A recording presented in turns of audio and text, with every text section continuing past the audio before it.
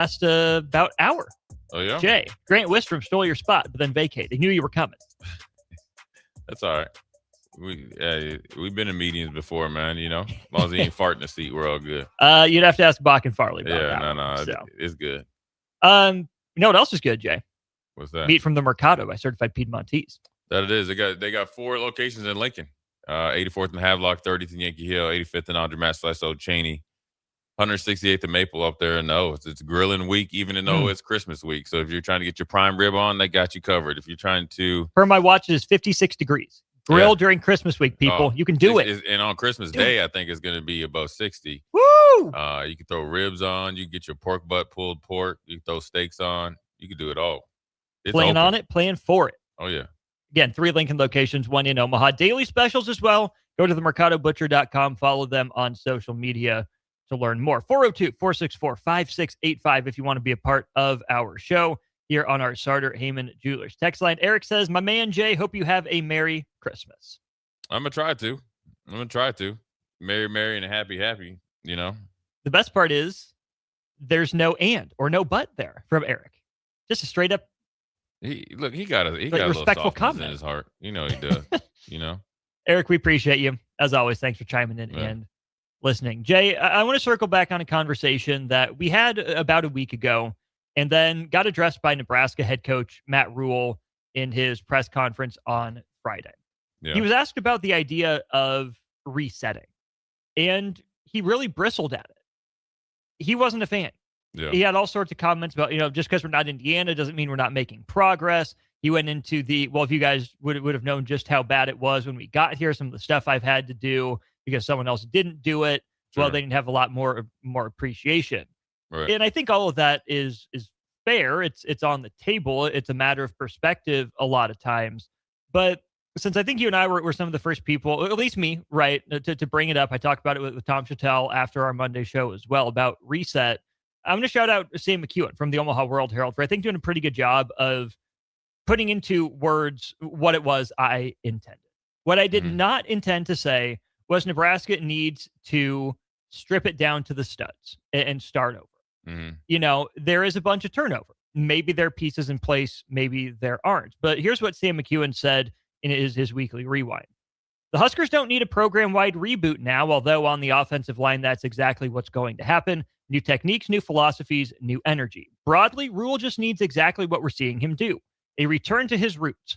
Development. Taking clay and molding it with firm hands into aggressive, durable playmakers, guys who play with an edge and live in the moment outside narratives. Rule built his brand and Temple and Baylor's success on development, particularly on defense. Toughness over talent. Heck, toughness as a talent in and of itself. That is a lot of what I was getting at. Nebraska can't afford to tear it all down to the studs. It's getting relatively close, when you get a new defensive coordinator in. No point in doing that. I didn't really listen to the audio or whatever. I think people I don't know what they're like. Reset is kind of a hard word because reset means you're blowing it up and your new coach just came in. I mean, obviously you just can't do that. Obviously you just signed an extension.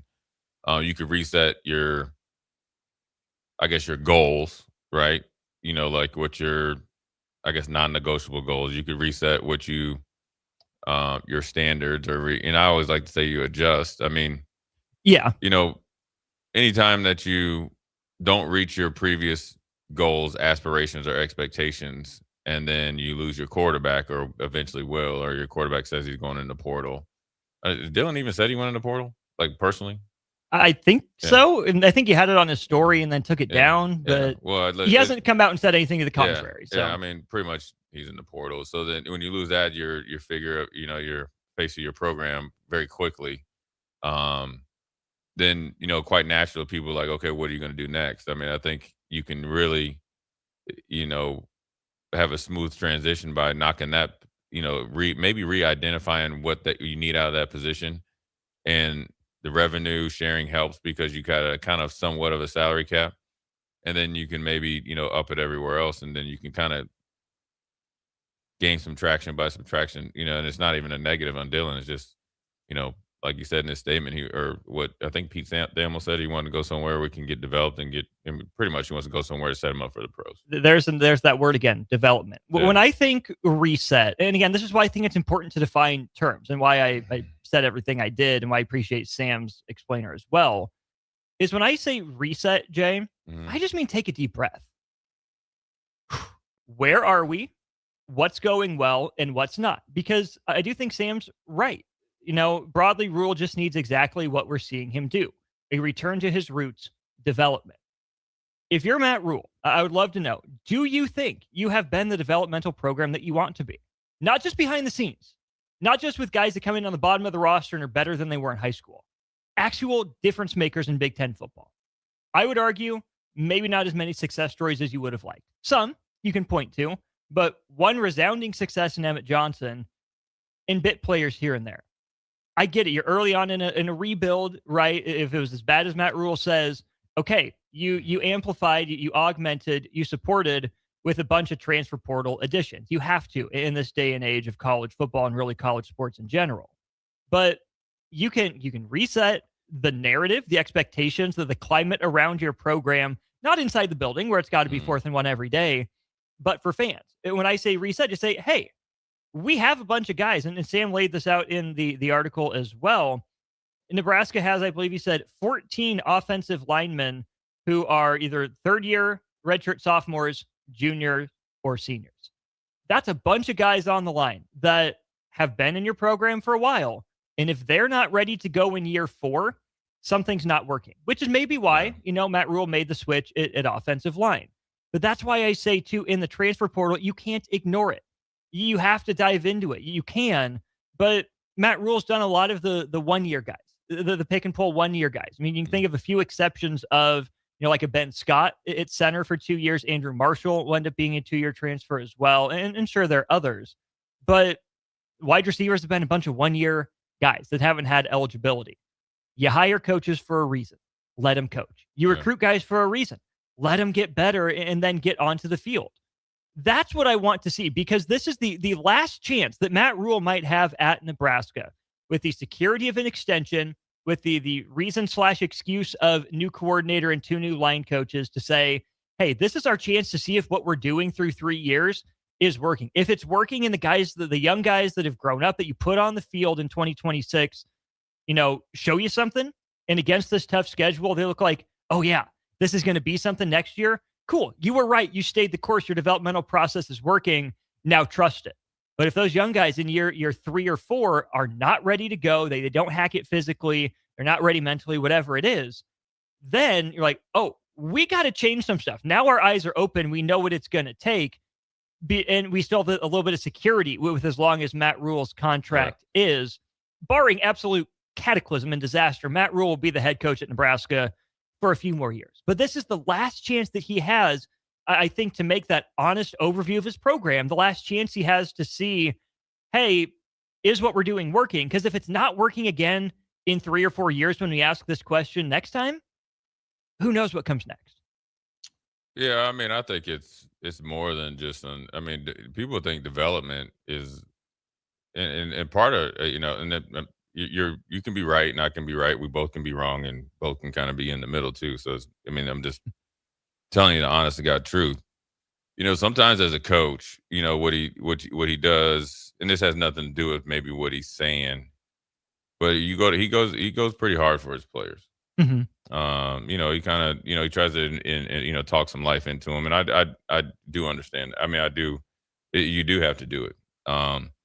There's a lot of coaches at a lot of levels that don't do that, and they don't do it enough. And so I can totally respect that. But sometimes when you say that, the average, I guess, listener or fan, or in particular also media members, then they say, well, then it's your fault if they don't become all Big Ten and all American. You will be more all Big Ten team or players on teams when you win. Yeah. Okay. So that's number one.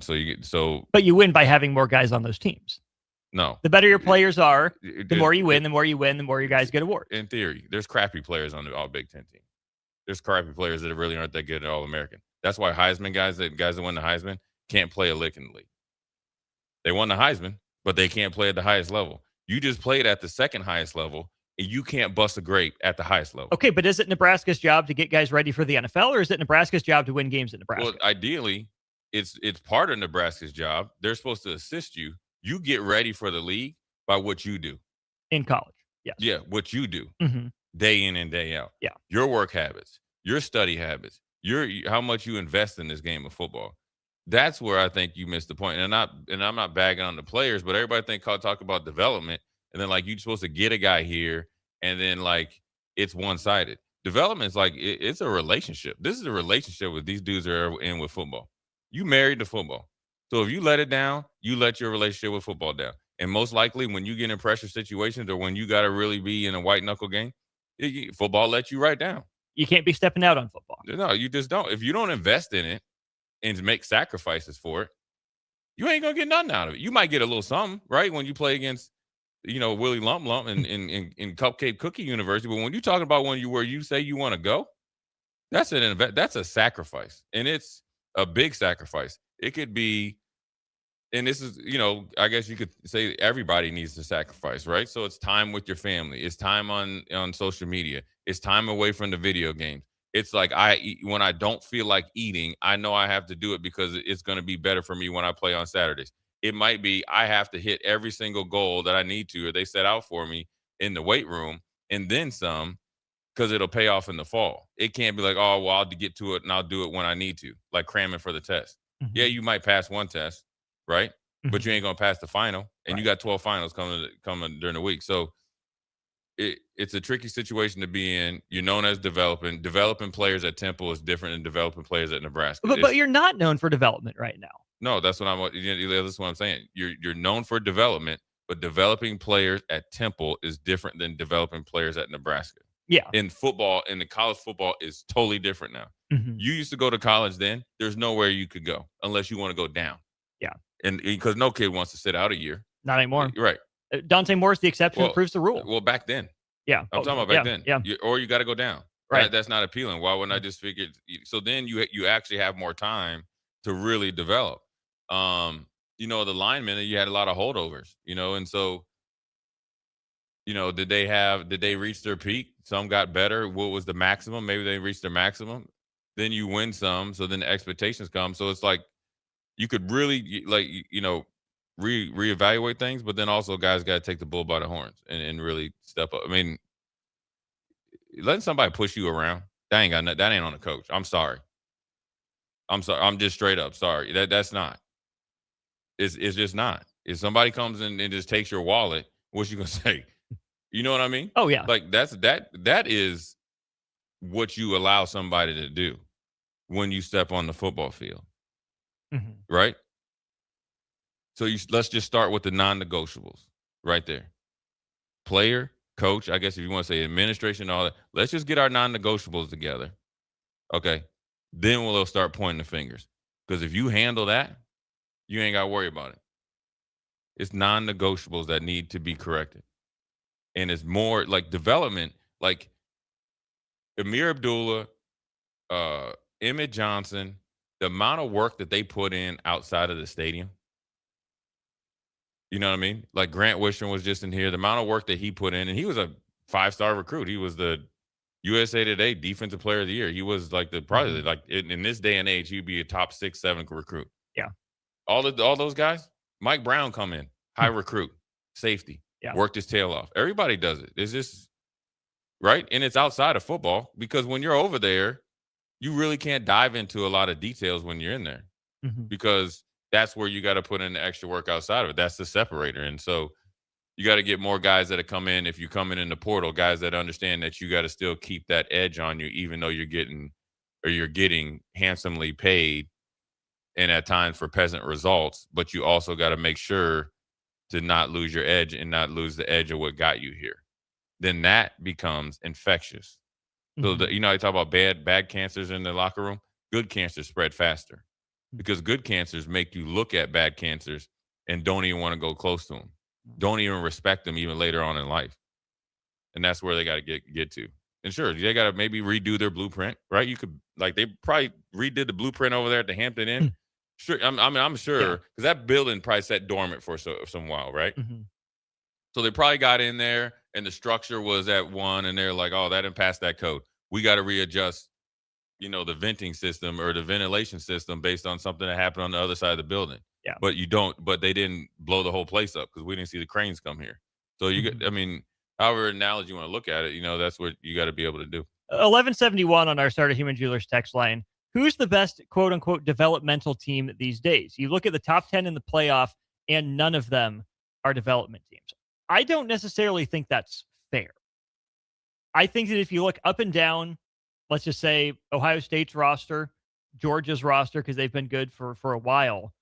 Jay, those are teams that recruit at a high level, Yeah. that get a lot out of their talent and supplement out of the transfer portal. Yeah, You very know, little supplement too. when they need A it. la carte. I Right. call it a la carte. Here's a guy that wants to go play for a winning program. He's okay taking a year off to learn behind guys that are going to go get a shot in the NFL. Those are the kind of transfers these schools get. And of course, you throw Will Howard into that mix for Ohio State as a transfer quarterback and kind of a bridge year for them. But that's kind of, again, the exception that proves the rule, because Ohio State did a good job developing its own guys. It's Justin Fields. It's Will Howard. Otherwise, it's been Ohio State's guys for the most part that they've taken out of high school. Georgia's defense, very few transfers on there. Every team uses the transfer portal in some capacity, but I don't think it's fair to say, well, the college football playoff teams should just bought their teams. Some of them, Tech maybe. There's always bit, development in every player, no matter what your status is. I think when you're the Ohio State, when you have a long tradition, well, they have a standard that hasn't changed. Even when was it John Cooper was there and they ran him out of there, like they still had a standard. That's the reason why John Cooper put a lot of guys in the league. Yeah, for like Orlando Pace and all those guys, but he couldn't win against Michigan and lost a lot of big games he shouldn't. Right, in particular, remember back where it was a program changer for Nick Saban when they went in there with that Michigan State team and got their winning feeling. So they've had a standard of excellence of winning and having winners inside the building, outside of the building, that hasn't changed. So maybe two guys go off somewhere else. They don't have a lot of turnover. And Gene Smith has been there for a while, and all those other guys, right? You got Archie Griffith involved, and so there's checkpoints before you get through the front door that hasn't changed. Yeah, and it will not change. No, that's part of it as well. But they still develop their players because there's a reason. All the guys on this defense last year were backups, majority of them. Besides Caleb Downs, one of the Styles brothers, Sonny, that played last year. I'm talking about was a heavy producer. Even Arvell Reese, you didn't really know about last year. He didn't play much. No. Okay, then. So they developed. They got better. Right. So you still got to develop those guys. Now you're developing and you got more like-minded guys, right? So when they go there. But you got to get guys in that can really infuse that. Now, and there's two ways to attack this, really. If you have the guys in the locker room, like when I was playing, you had it, right? It was just, this is what we do. And if you didn't do it, you're either going to be cool with watching on the sidelines, or you're probably going to be transferring somewhere else. And it'll always be something like that. And then you kind of, you slowly but surely build into it. Like Grant Wishner, when he went to the pros, he'd tell you it wasn't the one that came in, right? He had to learn the way. Same with me and everybody else. Same with Farley and everything else. You have the guys that are policing it, or you got to have enough guys, whether it's like former players, former coaches that are like your grunt work guys that are doing that in the locker room and really holding their hand until the light goes on. Because when you don't know what you don't know, and you think you're working hard, or you think you have a standard, it's like how like in I remember when I first moved to Minnesota, I was going to I was in I did 7th and 8th grade. It was whatever, Eden Prairie Middle School. We had this kid, man, and we actually ended up being friends. The dude was like, I used to call him like Ken and Bart because he was like the perfect looking white dude, blonde hair, blue eyes, good looking dude. Always, he had a high school girlfriend. He was like the dude, and he always held head court. Cheerleader sort of. Yeah. But he always held court at lunch. Right. Always, it seemed on my favorite day when we used to get the square pizza day. And I used to trade my milk because I don't drink milk for pizzas. You lactose? But, yes, I am. I'll blow the top off of it. You talk about that? I'll blow that place up. But he would go in the lunchroom, and he would flick the lights. and it would be like, you know what I mean? Yeah. That's right. So that means what I'm saying for the analogy for guys that don't know, it's on and off. They don't have the consistency yet. So you got to have people there to regulate them and say, no, that's not the way you do things. No, hey, you need to tighten up here. And so I don't know who's all on, like, on the, who he has on the, I know, who the coaches are. I'm talking about the guys that aren't the coaches that are there that can really make a big impact. That's how you catch up like that. Okay. You want an example? Not more people, more of the right people. Yeah. And here's an example. Okay. Like, Maurice Claret, he kind of advises Ryan Day, helps him with stuff. Right. So it's brought a little bit more edge. Like Bobby Carpenter's in there. Ryan Fox is in there. My man, what was his name? He's James Cotton is in there. James Cotton. You don't even know of him, right? He was up in Buffalo for a little while, but dude hard nosed like a mug, right? You seen Kenny Peterson? I don't know. You saw the video where Kenny Peterson had to drag old boy out of the car. Like he's over there, right? He had his Ohio State issued stuff on there. He ain't playing no game, right? So those guys are in there doing their thing, going from there. So there's ways that you create leadership in this day and time. You got to have a little bit of everything because there's so many distractions. But yeah, I mean, you develop faster on the field when you really develop off the field, because then it becomes important to you, man. Yeah. When it's really important to you, and it's not when it's easy. Because football is hard, man. Sports are hard. They suck all the time. It's not fun. It's not. Football it's fun when you win. It is fun when you enjoy it, when you're playing. But those 60 minutes probably aren't the most enjoyable experience when it's winter life. conditioning, it's 30 degrees outside. You got to run. I think they do some stuff out in the snow. Then you got to find a way to come back, get an extra workout in. You don't have any time. You waking up at 6. You're not leaving there to 9. I mean, where is the fun? Tell me where it's fun. So what's that? 12? 15 hours. Yeah. As a 18, 19, 20-year-old kid, and there's no guarantee you're going to have success. Right. But the only guarantee is if you don't do it, you're not going to be successful. So where is the fun in that? Fun's in the trophy case. Right. Fun is playing. Fun is winning. Fun is accomplishing goals. Fun is seeing your teammates be successful as well. That's the fun. Getting the fun God ain't make it like that, man. No.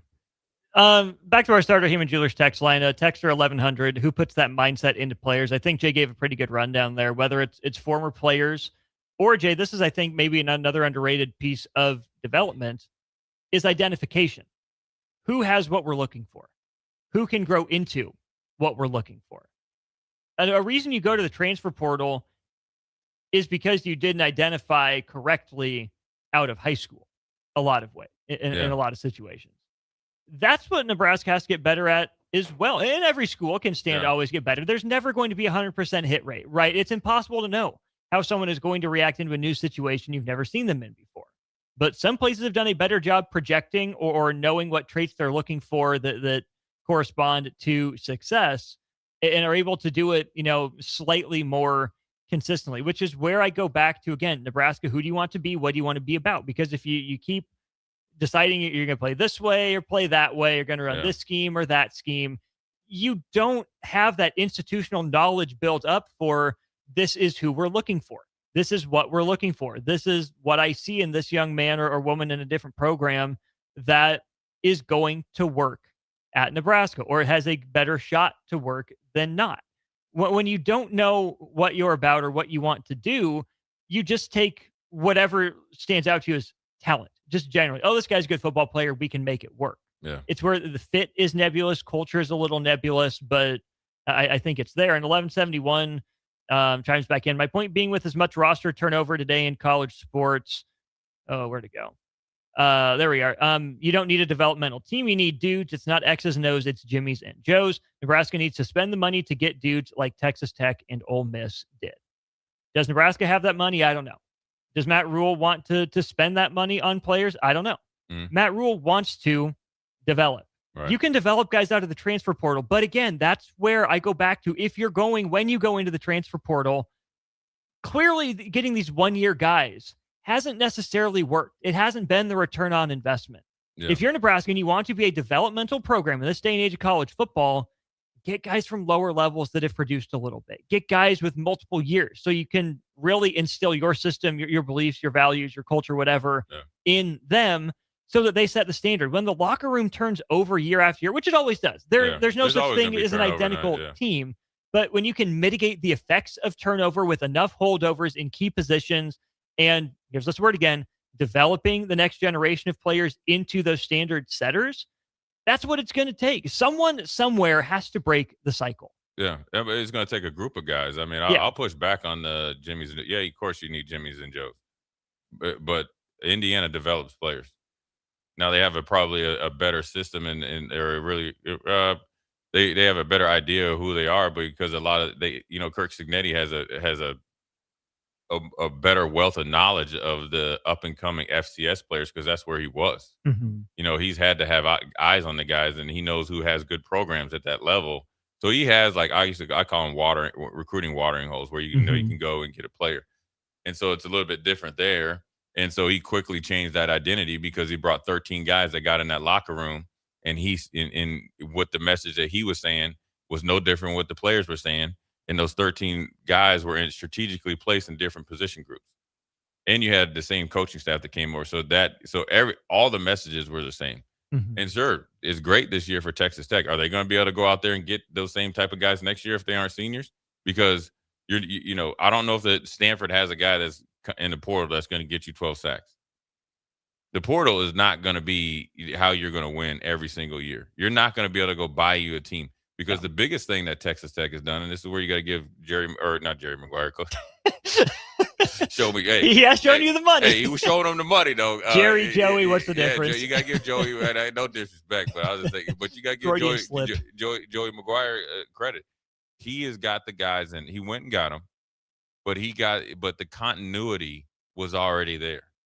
And even spending money doesn't guarantee success. Right. We found guys that fit, or at least conformed enough to the vision. They went out and played some good football. And they bought in. Yeah. Right? Yeah, they got paid. They knew they had a job to do. But part of the reason you pay that much money for those guys, and you do it the right way, is because the supporting guys around them was already there. Texas Tech won 8 or 9 games the year before. Yeah. So it wasn't like you know what I'm saying? So they had some guys there that actually in their league had produced. Yeah. Then you went and got that defensive line, and those guys were there, and their mindset was right. They took it like a badge of honor to do so. Yeah. And so those guys, along with Rodriguez and his homeboy number 13, that's your first and second level there. Yeah. So then it allows everybody else to play free. Well, and if you're in Nebraska and you think it's as simple as throw money at it, we'll get these guys. Guess what? You're competing against these other schools. They got money too. Who have money too, and who right now have a better track record of helping to more success. Yeah. That's what you're competing against. You need your guys on the roster right now, the guys that are retained. Take it upon, like right now. And obviously, they got either 1 or 2 practices, then they, got a break, and like this right now. If they had either got together, kick back a couple brewskis or whatever they do, have some wings, and really say, this is what we are going to do. Like they have to make a pact. Yeah. And understand they hadn't done enough. Those core guys. And then when you go get the other guys, they got to conform to the foundation that's here. That's that's when you look at it. You look at now Kirk Cignetti brought them in, so he planted them, right? But everywhere else, like when Caleb Downs goes to to Ohio State, he ain't telling you what we did at Alabama, but it's his mindset. Yeah, right. Will Howard, he's coming there. He can't take this is what we did at Kansas State to Ohio State. But he's coming in there and he's learning and he's developing, and then he's bringing his attributes and he knows his role definition. Yeah. Now, it's not going to be a quick turnover. And one of the developmental schools I always think about is like Iowa State. I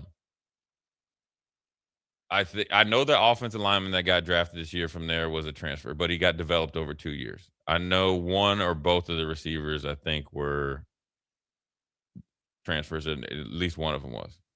So it's what you do, you got to get guys, and you got to play. There's some guys you get that are out of the portal, are true developmental guys. Like, all right, we got to put you on the shelf and get you right for a couple of years. But the guys you bring in got to hit. You can't end up like Dabo Swinney when you got an NFL defensive line. They all play like they're in high school. Right. Nebraska will never be 100% high school recruiting ever again. Nebraska won't be 100% transfer portal and completely eschew high school recruiting. It's about finding a mix. It's about finding the right blend, the right personalities, the right traits that work together to maximize everyone. It's been done before, which is why we're still talking about why it hasn't been done at Nebraska. Speaking of transfers, a few players have announced their intention to transfer over the last 24 hours, yet they plan to make the bowl trip. How would head coach Jay Foreman handle that? We'll talk about that when we get back. You're listening to Old School with Jay Foreman and Austin Orman. Download the mobile app and listen wherever you are on 93.7 The Ticket and theticketfm.com.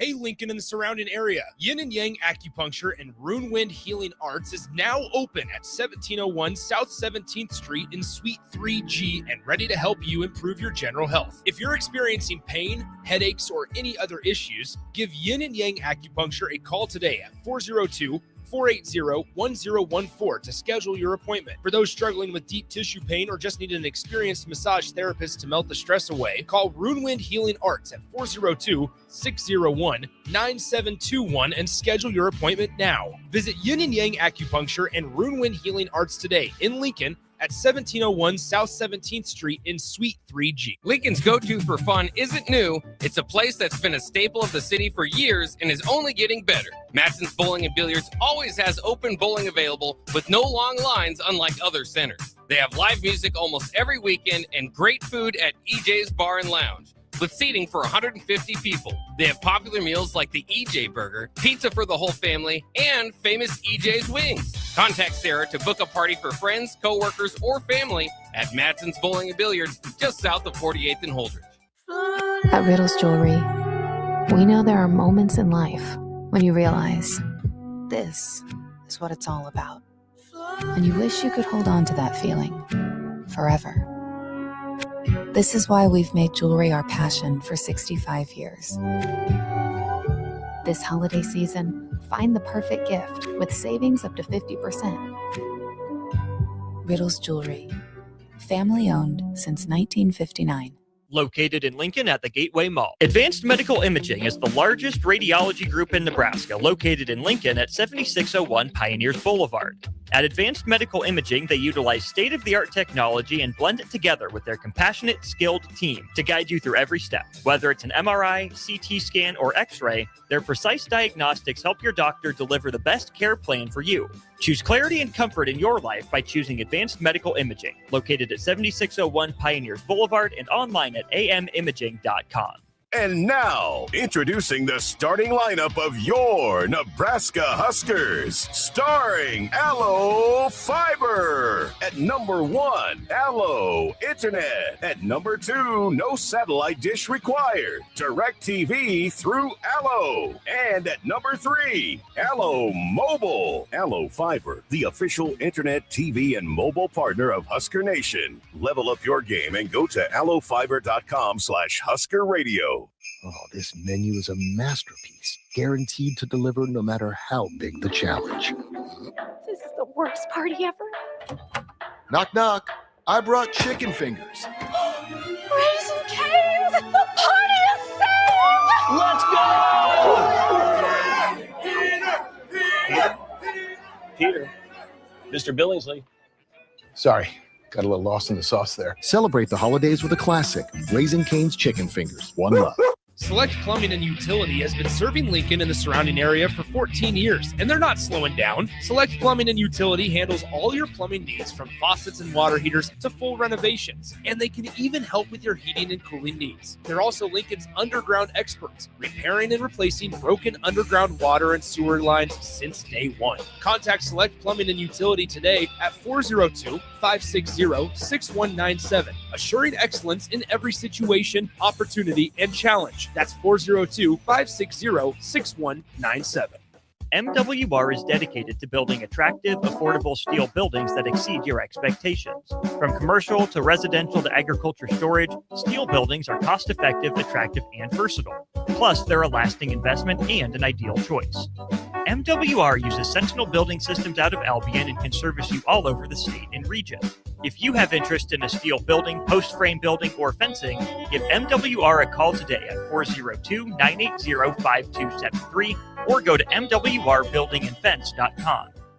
A lot of businesses say they're family focused, but when tough situations in life arise, the business wants anything but your best interests. James Enterprise Incorporated is hiring, and they will always treat their employees like family, just as they do their customers. James Enterprise Incorporated is hiring Class A and B CDL drivers, a shop tech, and a diesel mechanic. If you're looking for a career with a company that goes above and beyond to value you and your family, apply today at jamesenterpriseinc.com or call 402-432-6740. Rico here with HIS Auto Care at 70th and Van Dorn, letting you know HIS is a great place to bring your vehicle for service.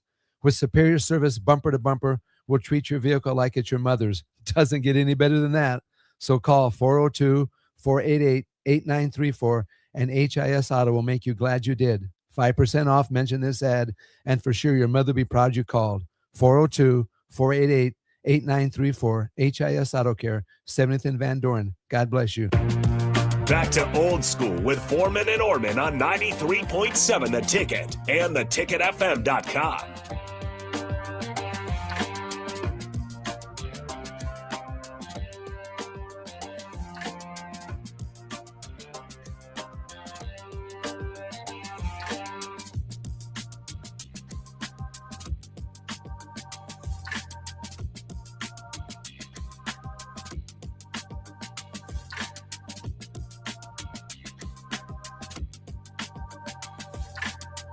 Welcome back into this old school. We are talking plenty of Husker football here. Hey, what's up, Coach Foreman? What's up? Hey, I'm looking at the thing here.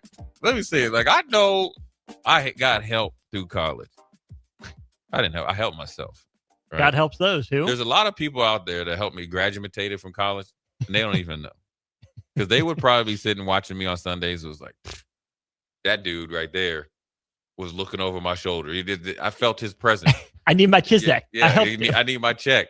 Hold on now. When I looked at this thing earlier that you sent me, I saw Brian Munson's name on here. Okay, it was on here, but okay, but B Muntz was he gave me a call, and he had some obligations arise. So we will talk to Brian Munson tomorrow at 3:30 instead. So yes, B Muntz's name was on here, but fun conversation. We'll talk about that with him a little bit tomorrow. But right now, sorry to make you work another segment, Jay.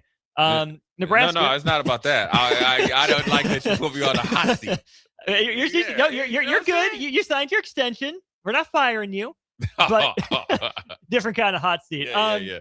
3 players have announced recently that they're set to transfer out of Nebraska. Right. Maverick Noonan on the defensive line, Marcus Davila at the quarterback position, and kicker Tristan Alvano. All 3 guys leaving for different but similar reasons down the line. But Jay, here's the interesting part.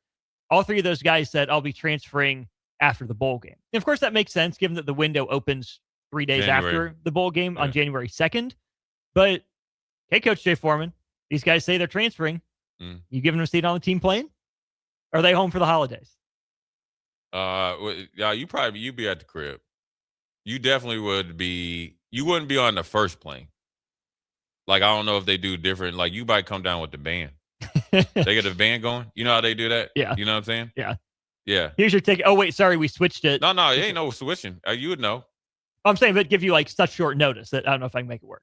No, I'd tell you like in the big get-go. I you know what I'm saying? It was I would probably just me. Now, obviously, I probably had to say like, dog, you coming down like with the families or whatever. Mm-hmm. You know, if I was going to have you down at the bowl game, then it would, because when we get down there, this is me. And by no means, I'm not here to tell anybody what to do. I mean, first of all, I ain't getting paid to do that. So, if it was me, when we get on that plane to go down there, we're going down there to tear some stuff up. Mm-hmm. And there's nothing against you, right? But these are the guys that are committed to 2026, I assume, or just haven't went in the portal yet. So I'm assuming, and I'm going to coach you like we're in this together. Mm-hmm. And that's who I'm going down there with.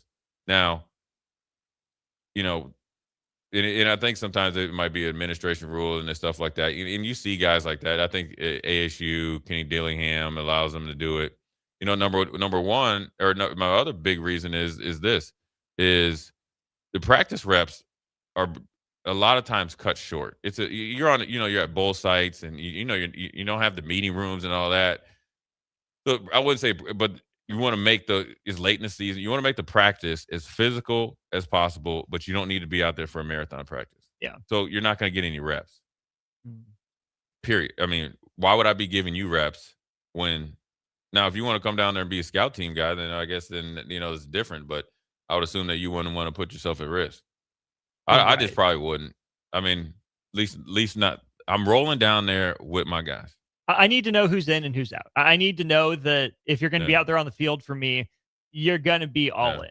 Yeah. I mean, it's kind of depends on what your philosophy and that's why I've seen a lot of coaches say that they can still, and I understand their point. Just for me, where we're at, and we're a quarterback left and all that, you ain't on that first plane. You come on the second one. And that's where I think Matt Rule's input on this and his perspective are kind of key too, because think about the Marcos Davila example here, just announced today, a few hours ago. It makes sense that he would transfer, whether it was his decision or it was made for him. His head coach just said, we're going to pursue some more mobile quarterbacks out of the transfer portal. That's not really Marcos Davila's game. So it makes sense. But if this was a Marcos Davila decision, dude, you're potentially one snap away from your first college action of any significance, right? We'll see if Latif is healthy or not. If it's not them, it's not him, then it goes to Jalen Gramstad. And Gramstad hasn't played for a while. Maybe the first hit, something goes wrong. And who's next up? It's either you or Bodie Sukup at this point, Yeah. And boy, you could make that could be a serious story. You come in there, ain't played all year, and you ball out. It's the Miller Moss story. Yeah. Parlay that into a starting job and then a transfer to Louisville down the line.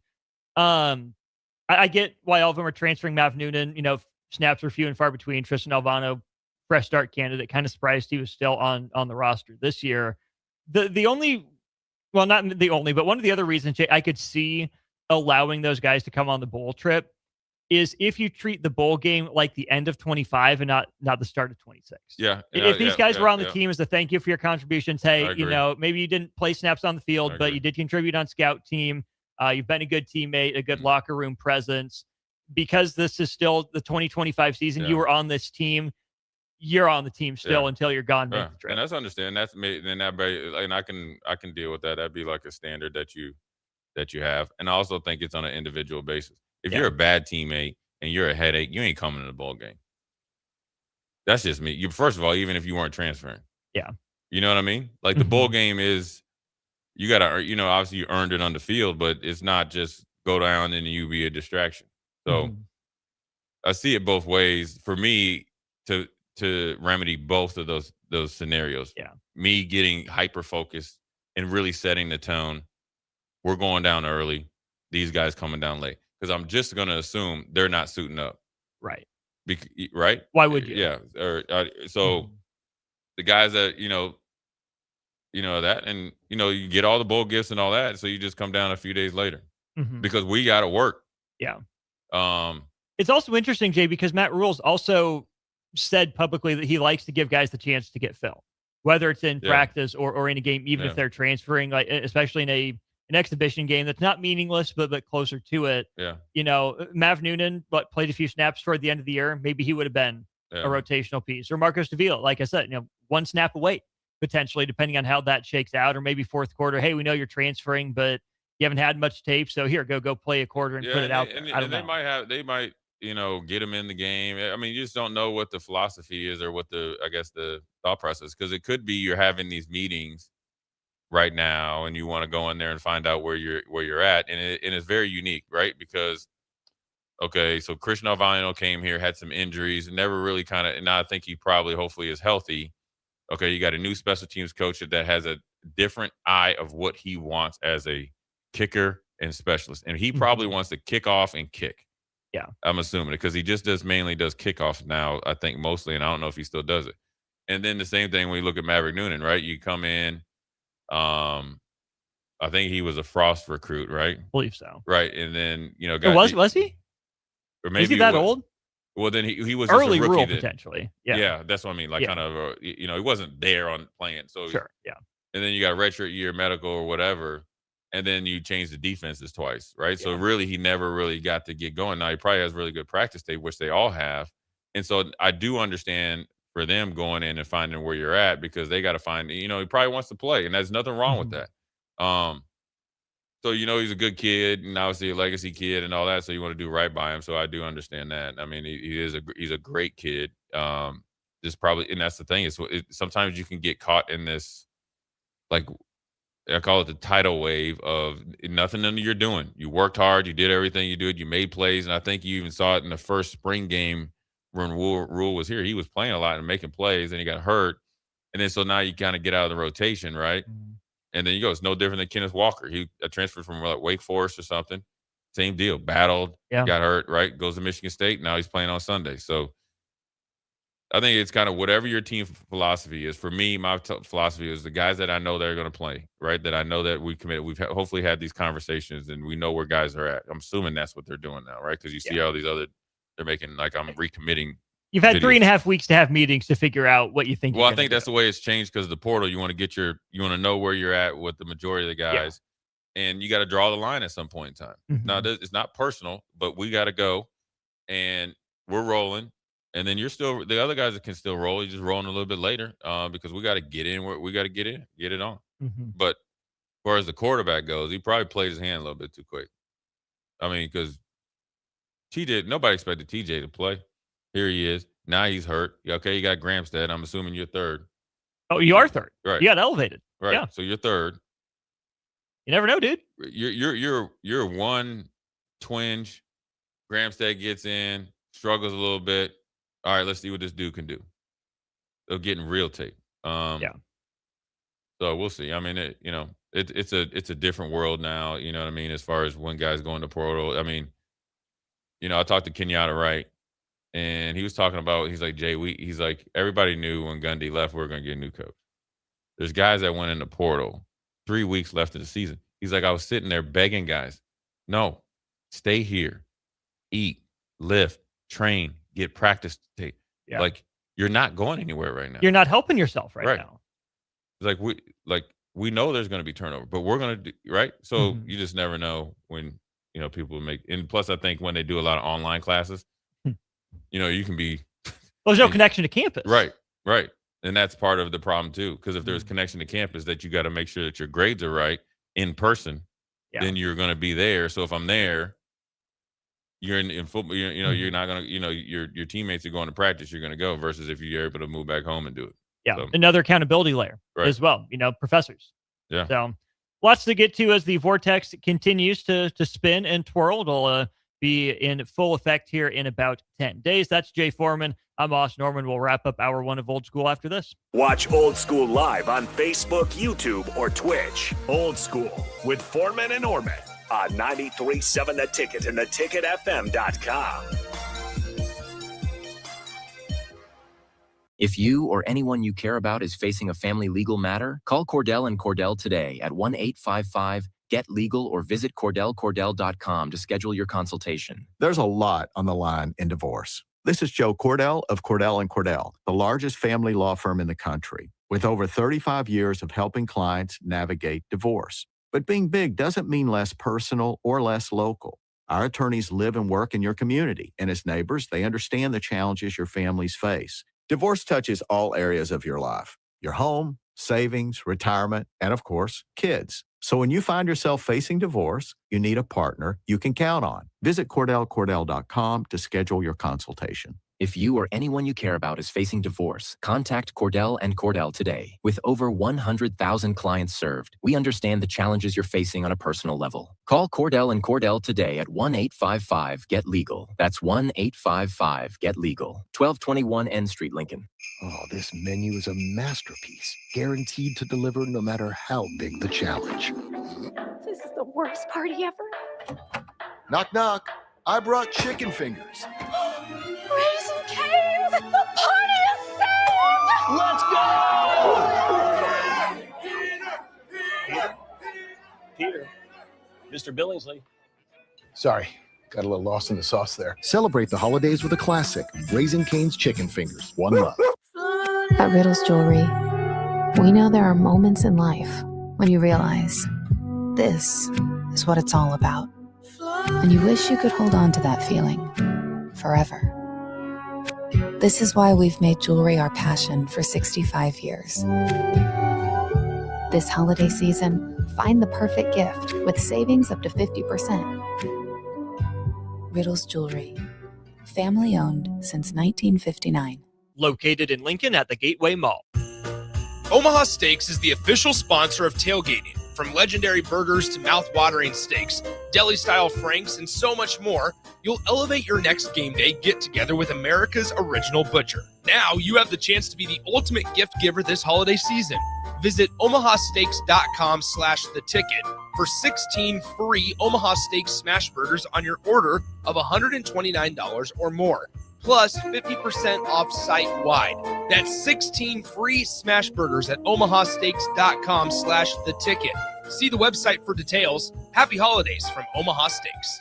Lincoln's go-to for fun isn't new. It's a place that's been a staple of the city for years and is only getting better. Matson's Bowling and Billiards always has open bowling available with no long lines unlike other centers. They have live music almost every weekend and great food at EJ's Bar and Lounge, with seating for 150 people. They have popular meals like the EJ Burger, pizza for the whole family, and famous EJ's Wings. Contact Sarah to book a party for friends, coworkers, or family at Matson's Bowling and Billiards, just south of 48th and Holdridge. Hi, Charlie Stone here, and it's that time of the year again. Time for the annual Happy Honda Days at Honda of Lincoln. With me on the line, Andy Goodyear, to tell us all about it. The exciting news is we have more selection and more savings. We have over 400 new 2025 and 2026 Hondas to choose from, with a great opportunity to get year-end savings on every remaining new 2025. Do you have some Happy Honda Day specials? Sure do, Charlie.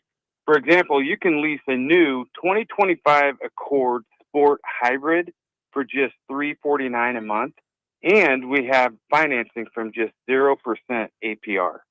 We've also included over 125 pre-owned of all makes and models. And as always, our certified pre-owns are in this sale as well. Well, maybe it's time you experience the best. The Honda of Lincoln way of doing business. 27th and Yankee Hill Road, or online at hondaoflincoln.com. Rick Heyman here from Sartor Heyman Jewelers. I want to personally thank our great customers for voting us once again the best of Lincoln. At the same time, we're celebrating our 120th year in business in the great state of Nebraska. You can count on Sartor Heyman for the very best quality, value, and customer service. When it comes to your jewelry needs, visit us at South Point, Grand Island, and the Outlet in downtown Lincoln. Visit us today at sartorheyman.com, and thank you for your continued trust after all these years. When it comes to concrete, Stevens & Smith Construction doesn't stall. They go for the takedown. As Nebraska's full-service concrete contractor, they stay in bounds, hold inside position, and never forfeit quality. Whether it's foundations, flatwork, or concrete coatings, they elevate performance and pin down results that win every time. Stevens & Smith Construction is a proud sponsor of Takedown Tuesdays on 93.7 The Ticket. Because when it's time to wrestle with concrete, Stevens & Smith Construction slams expectations.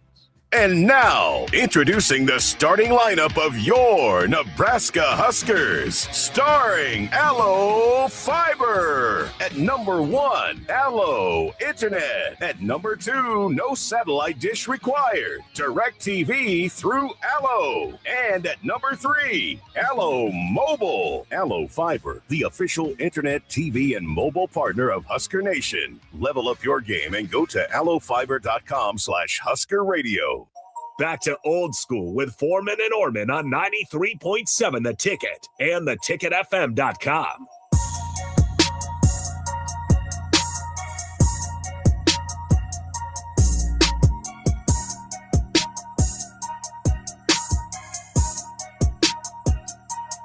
Wrapping up hour 1 of Old School, brought to you as always by the Mercado by Certified Piedmontese. Some news from college volleyball over the weekend, Jay. It took a long time for the SEC to win a title. Kentucky got on the board a couple of years ago. It was an all-SEC final down in Kansas City. Texas A&M sweeps Kentucky. So now third SEC school to win a title. Texas, of course, did win one a couple years ago.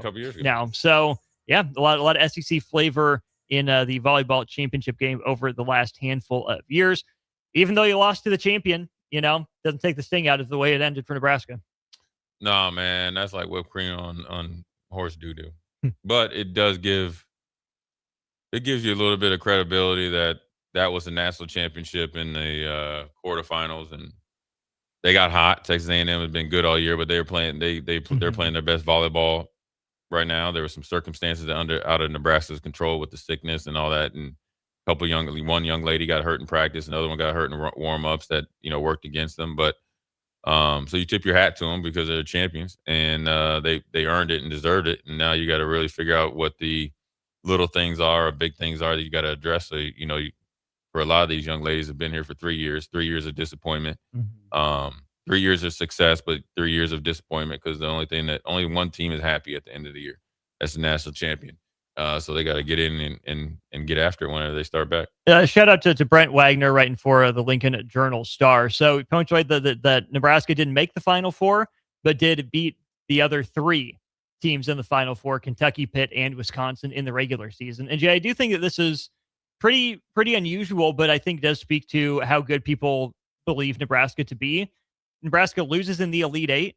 They're behind Texas A&M and Kentucky in the final AVCA poll. Yeah. Despite not making the Final Four, voters still recognized how good Nebraska was all year and said, yeah, that team, we got to reward the 2 that made the championship. But at the end of the day, we know how good Nebraska was. Oh, yeah, and they know it. I mean, it's, sometimes in sports, in championships, sometimes the best team doesn't win it. The team that's playing the best does. I always go back to when the Packers and Steelers, they were, the number 6 seed and playing on a wild card weekend, they end up winning. Yeah. Go. I mean, heck, look at was it 16-0 or whatever the team was with Tom Brady? Yeah. They 07 Patriots. 07, right. And they lose on a legendary play by David Tyree. A play and then a walk-off with Plaxico Burress. Yeah. That's probably, that was the closest thing to being the best team of all time. And, they're ringless. 2280 says A&M ended up beating 3 number 1 seeds. Yes, they did. They take down the Huskers, Pittsburgh, and Kentucky, first volleyball title in school history. Now, do you think that's a bad seeding, though? Because when Nebraska had A&M in their bracket, everybody's like, oh, that's the team that could beat Nebraska. So if everybody's thinking that that's a team that would give Nebraska the most trouble, how the heck are they the number 3 seed? They ended up in our region. The way it works, I don't know the exact particulars of it for volleyball, but I assume they use a similar S curve with some geography factored in, like the NCAA basketball tournaments generally do. Which means if you're Nebraska, the overall number 1, you get the weakest 2 and the strongest 3. That's dumb. That's idiotic. So you get 1, 8, 9, 16. Yeah. So that they all add up to the same value across the top 16. Yeah, but there's not a big enough difference between the 4 number 1s and essentially the number 5 or the number 16 if you get the strongest 3 or just number 8. So essentially you get screwed over because you're going to beat the lower teams. That's almost a guaranteed. Now you got the hardest match to get to the semifinal. If you're the number 1 overall team. But the point is that you avoid number 5. Right, that's the point. Is right. If you're supposed to, if the bracket plays out perfectly, you should in the quarterfinals have 1 versus 8 because the way it's set up is the overall number 1 and the overall number 4 are on the same side. Right. So if the bracket works perfectly, the math makes sense. When the bracket doesn't work perfectly, that's when you run into that issue of instead of the weakest 2, it's the strongest 3, and there's not much of a difference between the 2. Right. So then essentially, you could manipulate your regular season in order to be able to come through the back door a lot easier. But at the end of the day, it's all for the committee to determine. Yes, but I just think if you are the overall number 1 seed, it should be hell to high water for you not to be in the Final Four. Oh, and it was. Yeah. Texas A&M is the toughest matchup in that quarterfinals. I don't think there's a conspiracy. I just think it's wrong. I just think, why should the number 1 overall seed have the toughest match to get to the Final Four? Because they're not supposed to. So who was Texas A&M supposed to lose to? Louisville, who is the weakest number 2. If you do the S curve, all the numbers, all the math should add up to the exact same number. Yeah, I wasn't good at because if you think about every 16 team bracket, right, it should be 116, 1-8, 1-4, 1-2, 1-1 Yeah. all the way down. Mm-hmm. And so the path there is just supposed to stair step gradually. The math should always work out, except when you have upsets, and then the way they S-curve it I got you. gets thrown to a loop. So too much math, too much thinking, enough numbers. Speaking of brackets, though, college football playoff first round is in the books. Man, half of a good weekend. I'm going in on them. I like the. I ain't here for Cinderella. I'm done playing games. I don't believe in Santa Claus either. Evil stepbrother Jay Foreman on the other side. You're listening to Old School with Jay Foreman and Austin Orman. Download the mobile app and listen wherever you are on 93.7 The Ticket and theticketfm.com. This is Lincoln's home for sports talk on the FM dial. Also online at theticketfm.com. On the internet, KNTK FM Firth, 93.7 The Ticket. Select Plumbing and Utility has been serving Lincoln and the surrounding area for 14 years, and they're not slowing down. Select Plumbing and Utility handles all your plumbing needs, from faucets and water heaters to full renovations, and they can even help with your heating and cooling needs. They're also Lincoln's underground experts, repairing and replacing broken underground water and sewer lines since day one. Contact Select Plumbing and Utility today at 402-560-6197, assuring excellence in every situation, opportunity, and challenge. That's 402-560-6197. Hey there, this is Paul Scheel, owner of High Electric. I want to thank our friends and loyal customers and introduce High Electric to those looking for a new electrician. We've been serving the Lincoln and Omaha area for over 30 years, from design to install, upgrades, and repair. If you are a homeowner or a small business needing some electrical work, call us at 402-466-6606 or check us out at hyelectric.com. We look forward to hearing from you.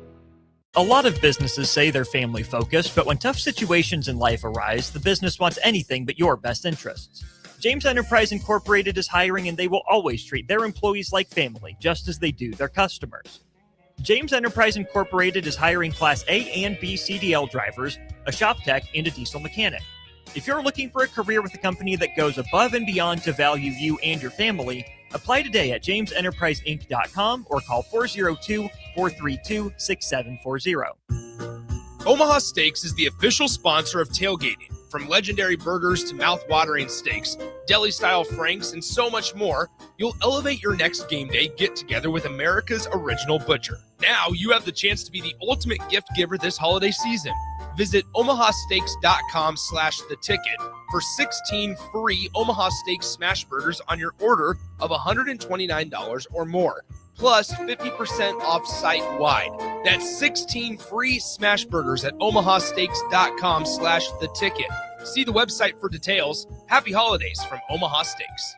If you or anyone you care about is facing a family legal matter, call Cordell and Cordell today at 1-855-GET-LEGAL or visit CordellCordell.com to schedule your consultation. There's a lot on the line in divorce. This is Joe Cordell of Cordell & Cordell, the largest family law firm in the country, with over 35 years of helping clients navigate divorce. But being big doesn't mean less personal or less local. Our attorneys live and work in your community, and as neighbors, they understand the challenges your families face. Divorce touches all areas of your life: your home, savings, retirement, and of course, kids. So when you find yourself facing divorce, you need a partner you can count on. Visit CordellCordell.com to schedule your consultation. If you or anyone you care about is facing divorce, contact Cordell and Cordell today. With over 100,000 clients served, we understand the challenges you're facing on a personal level. Call Cordell and Cordell today at 1-855-GET-LEGAL. That's 1-855-GET-LEGAL. 1221 N Street, Lincoln. Did you know that deer collisions are covered under the comprehensive portion of your car insurance? That means, like with hail damage or vandalism, since they are out of your control, they don't usually raise your insurance rates. And that's a good thing, since most deer don't carry liability insurance. At Eustace Body Shop, we fixed all kinds of animal collision damage, from cows to raccoons, bobcats, and even turkeys. We can't do much for the animal, but we can get your car back on all fours and looking like new again. The most recommended Eustace Body Shop. That's who we are. Back Nine Golf in South Lincoln is the premier indoor golf experience in the state. The weather in the winter months is cold, windy, and as unpredictable as a tee shot on the 450-yard par 4. With top-of-the-line full-swing simulators and a PGA teaching professional, Back Nine Golf is there to help you improve your game and lower your score. Back Nine Golf is open to the public with 24/7 access for members. Learn about Back Nine's variety of memberships today and see the facility for yourself at 7501 South 15th Street in Lincoln, just south of 14th and Pine Lake Road. Back Nine Golf, your premier indoor golf and events destination. For remote starters, audio upgrades, and more, there's only one place to go. Auto Sounds of Lincoln at 48th and O. Coming at you live from the heart of Lincoln, America. This is Old School, sponsored by the Mercado by Certified Piedmontese. Nebraska Football Hall of Famer Jay Foreman and Austin Orman. Old School with Foreman and Orman on 93.7 The Ticket and theticketfm.com. That's right. It is hour 2 of Old School here on a Monday of Christmas week. We will be with you Monday, Tuesday, a little while on Wednesday. Have some stuff in the hopper for you. NFL on Thursday, and then some stuff coming on Friday as well. But as always, appreciate you tuning in. Hope your Christmas preparations are well underway, if not pretty much done at this point. 402-464-5685. Cubsker, Thomas, and Lincoln, appreciate you chiming in. We'll get to some NFL stuff coming up in hour 3. But first, Jay Foreman is turning the carriage back into a pumpkin. He is taking the glass slipper. He's throwing it against the wall and shattering it because apparently he hates Cinderella. Man, that's just, what are you doing? I mean, or what are we doing here? We're putting the most deserving teams in the field. They don't deserve nothing. They deserve to get what they got. They butt kicked. They don't deserve a chance? Man, you want my honest opinion? Yeah, that's why we're here. Nope. You don't play at the same level? Why? You got blown out. Like, it was over. That was embarrassing. Tulane game, over. Oregon game, double over. You know what I'm saying? Why this is supposed to be special. We want some guys in there where you got to knuckle up, man. We want legendary games. You know, you want Notre Dame, Oregon. That's a battle. They never play. You want Notre Dame, Ole Miss. You want whoever else to get in that. That's what you want. I mean, nothing against them. They can go play. Why don't they go play like South Dakota State and them? I just want to know, who are you blaming? Are you blaming the group of 5 teams? No. Or is there someone else to blame? Who's to blame? I'm blaming the network. Okay, because now the networks wanted this. Mm-hmm. And I know you have to have one. Okay, here's where I'll make a compromise since it's Christmas season. Okay, I'll compromise. Got to do a lot of compromising because it's the holidays, boy. Stress level be up. Brother just be. Myers Cork and Bottle, 13th South. Hey, I would tell you, I'll be over there. I'll be walking down. Hey, I'm going to have me a little mug. They be like, man, he drinking Gatorade. No, I ain't. I'm drinking an athlete. No, just playing. One of them can get in. One. No matter what, one. And you know what? If it's down to that, then you guys need to do this like the group of 4 to get in. You got to play to get in. One is getting in. That's it. So whoever it is, you just get in one. That's it. Never again. Don't do this again. Blame the ACC to some degree. Dumb tiebreakers. I blame Notre Dame. Blame Notre Dame. That's blame fine. Notre Dame. Blame the networks. I'm with you on that. I blame Notre Dame before the networks. Okay. Because if Notre Dame was in the ACC, they would be in. Mm-hmm. Right? Yep. I blame Miami for the last 2 years because they tricked it off last year, and they had Cam Ward, which would have been must-see TV, considering that he was the number 1 pick, and they almost tricked it off this year. I blame the ACC as well. How do you have Duke playing in the championship game? Duke against Virginia. 5-loss Duke is your winner. Mm-hmm.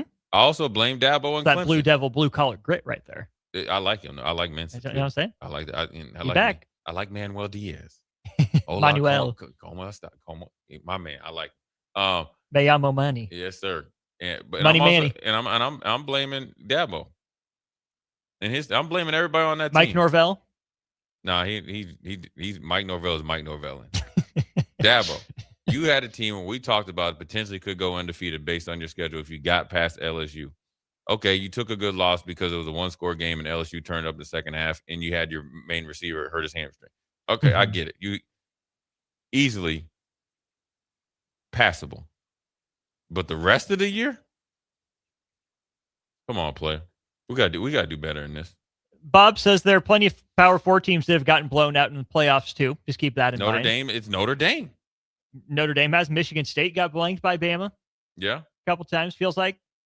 Cubsker says, I hate to say it, but I agree with Jay here. They can make a group of 5 tournament. This is where I will blame the networks. I like that group of 5. Group but of the 5 networks football won't is play exciting. for it. I'm telling you. Did you watch Montana and Montana State? Do you know how Yes. much bad blood is there? That's like the Hatfield and McCoys for real. Yeah. Oh, yeah.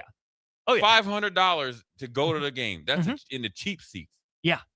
It's incredible. Which here's my take, Jay. When I want to assign blame, I'm mostly on the networks, conference commissioners, I think, and even some of the power brokers at universities. Yeah. We, as a college football populace, don't know what we want to measure.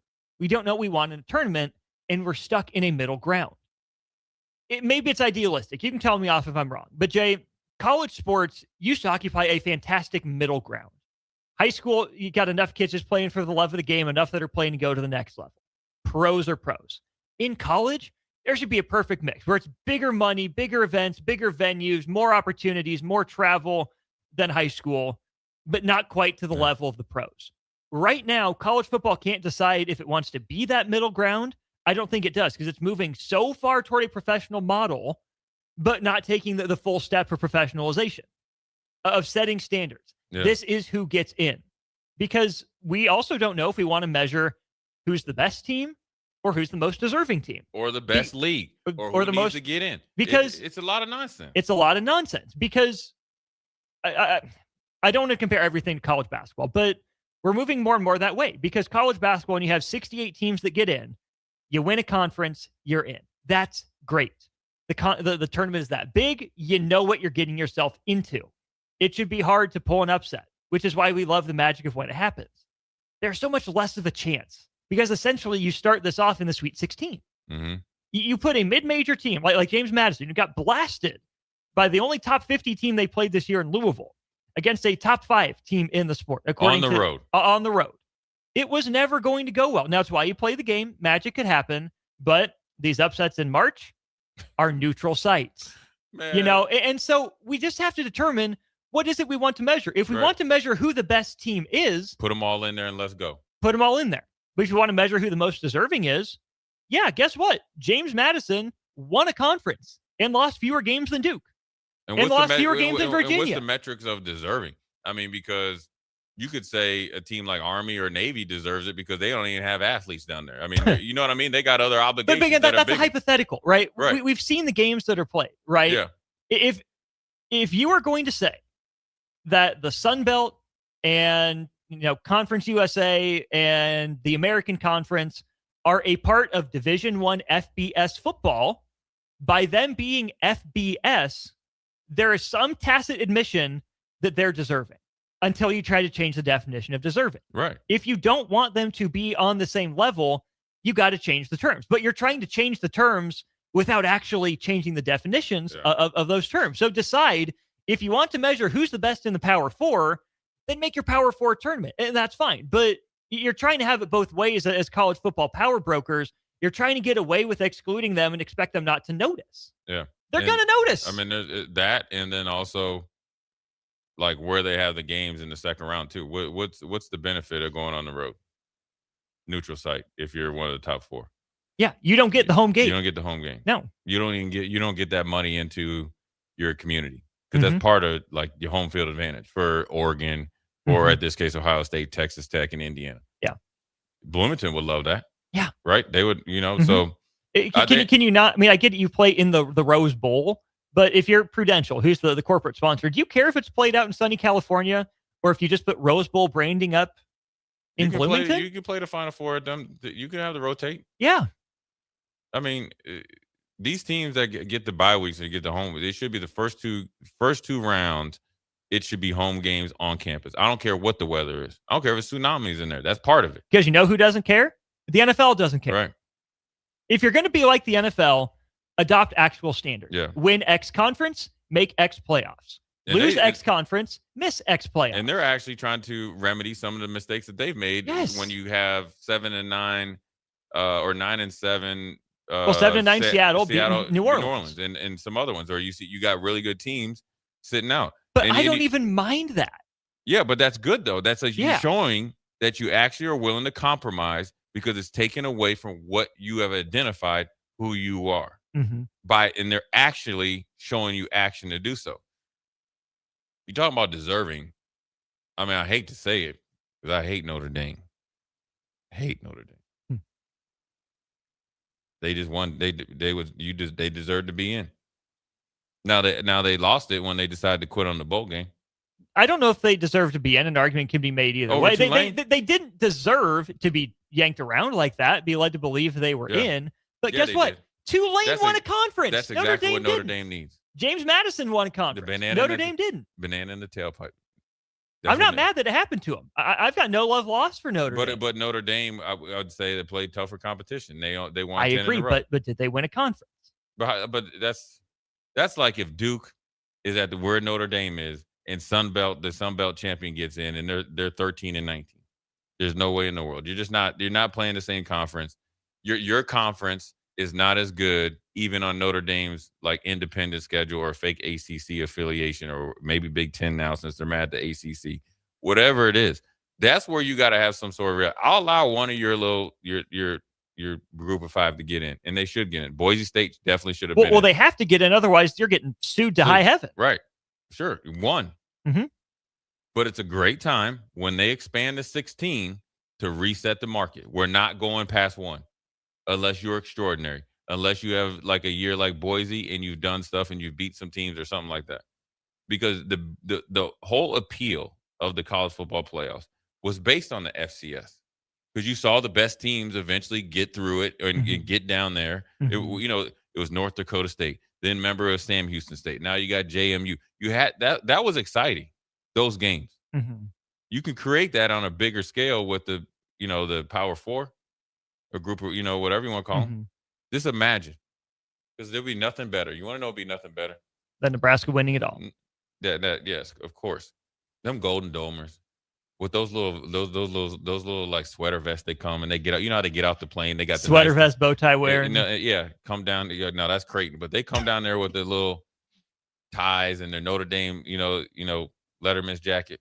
And it's one of these Nebraska days. It's about like 20 degrees. And 30-mile-an-hour wind, and it's 30 below zero, and they just get the brakes beat off. It would be great. Yeah. I do think it's also incredibly hilarious that Notre Dame fans are so mad at JMU and Tulane.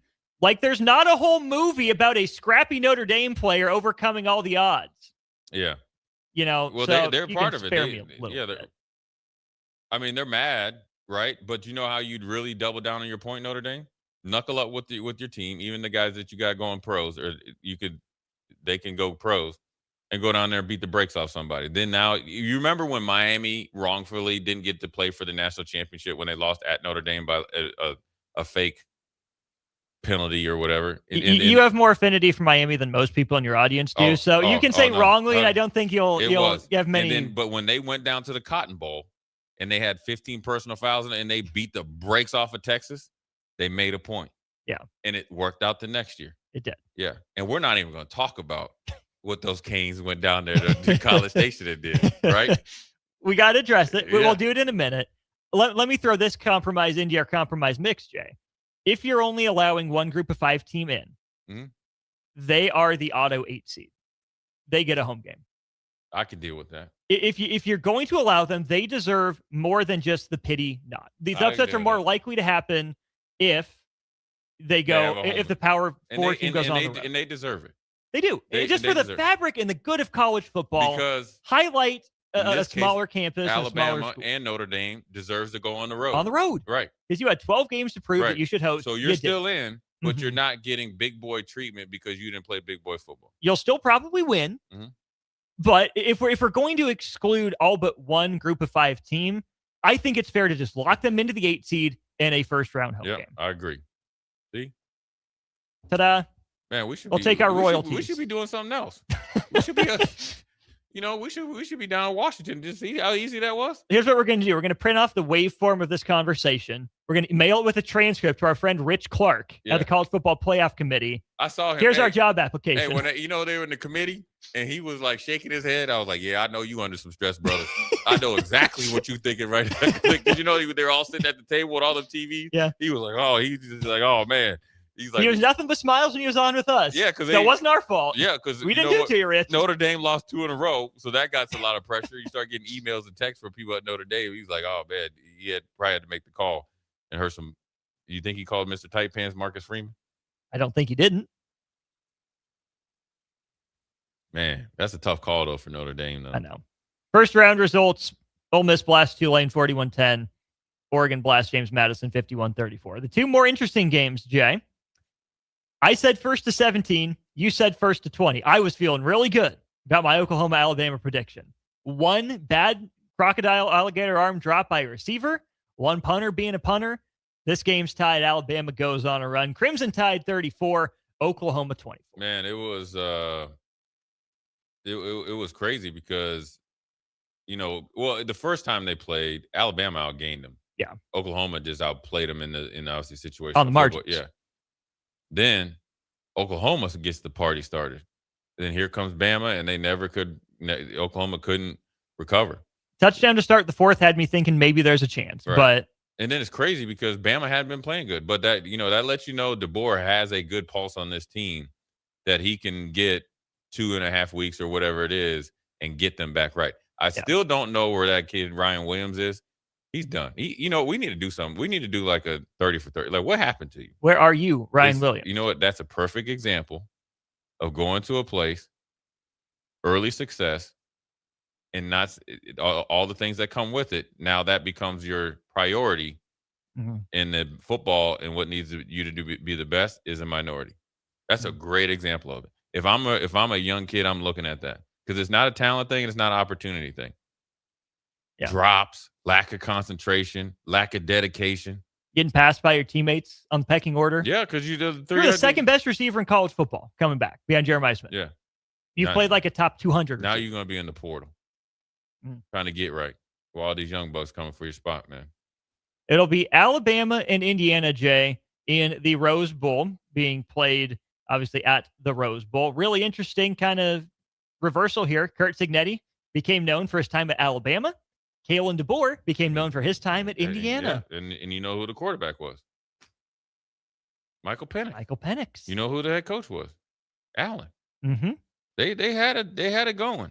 Mm-hmm. It's going to be interesting to see how Indiana plays against Bama because Bama matches up defensively really good with them. Mm-hmm.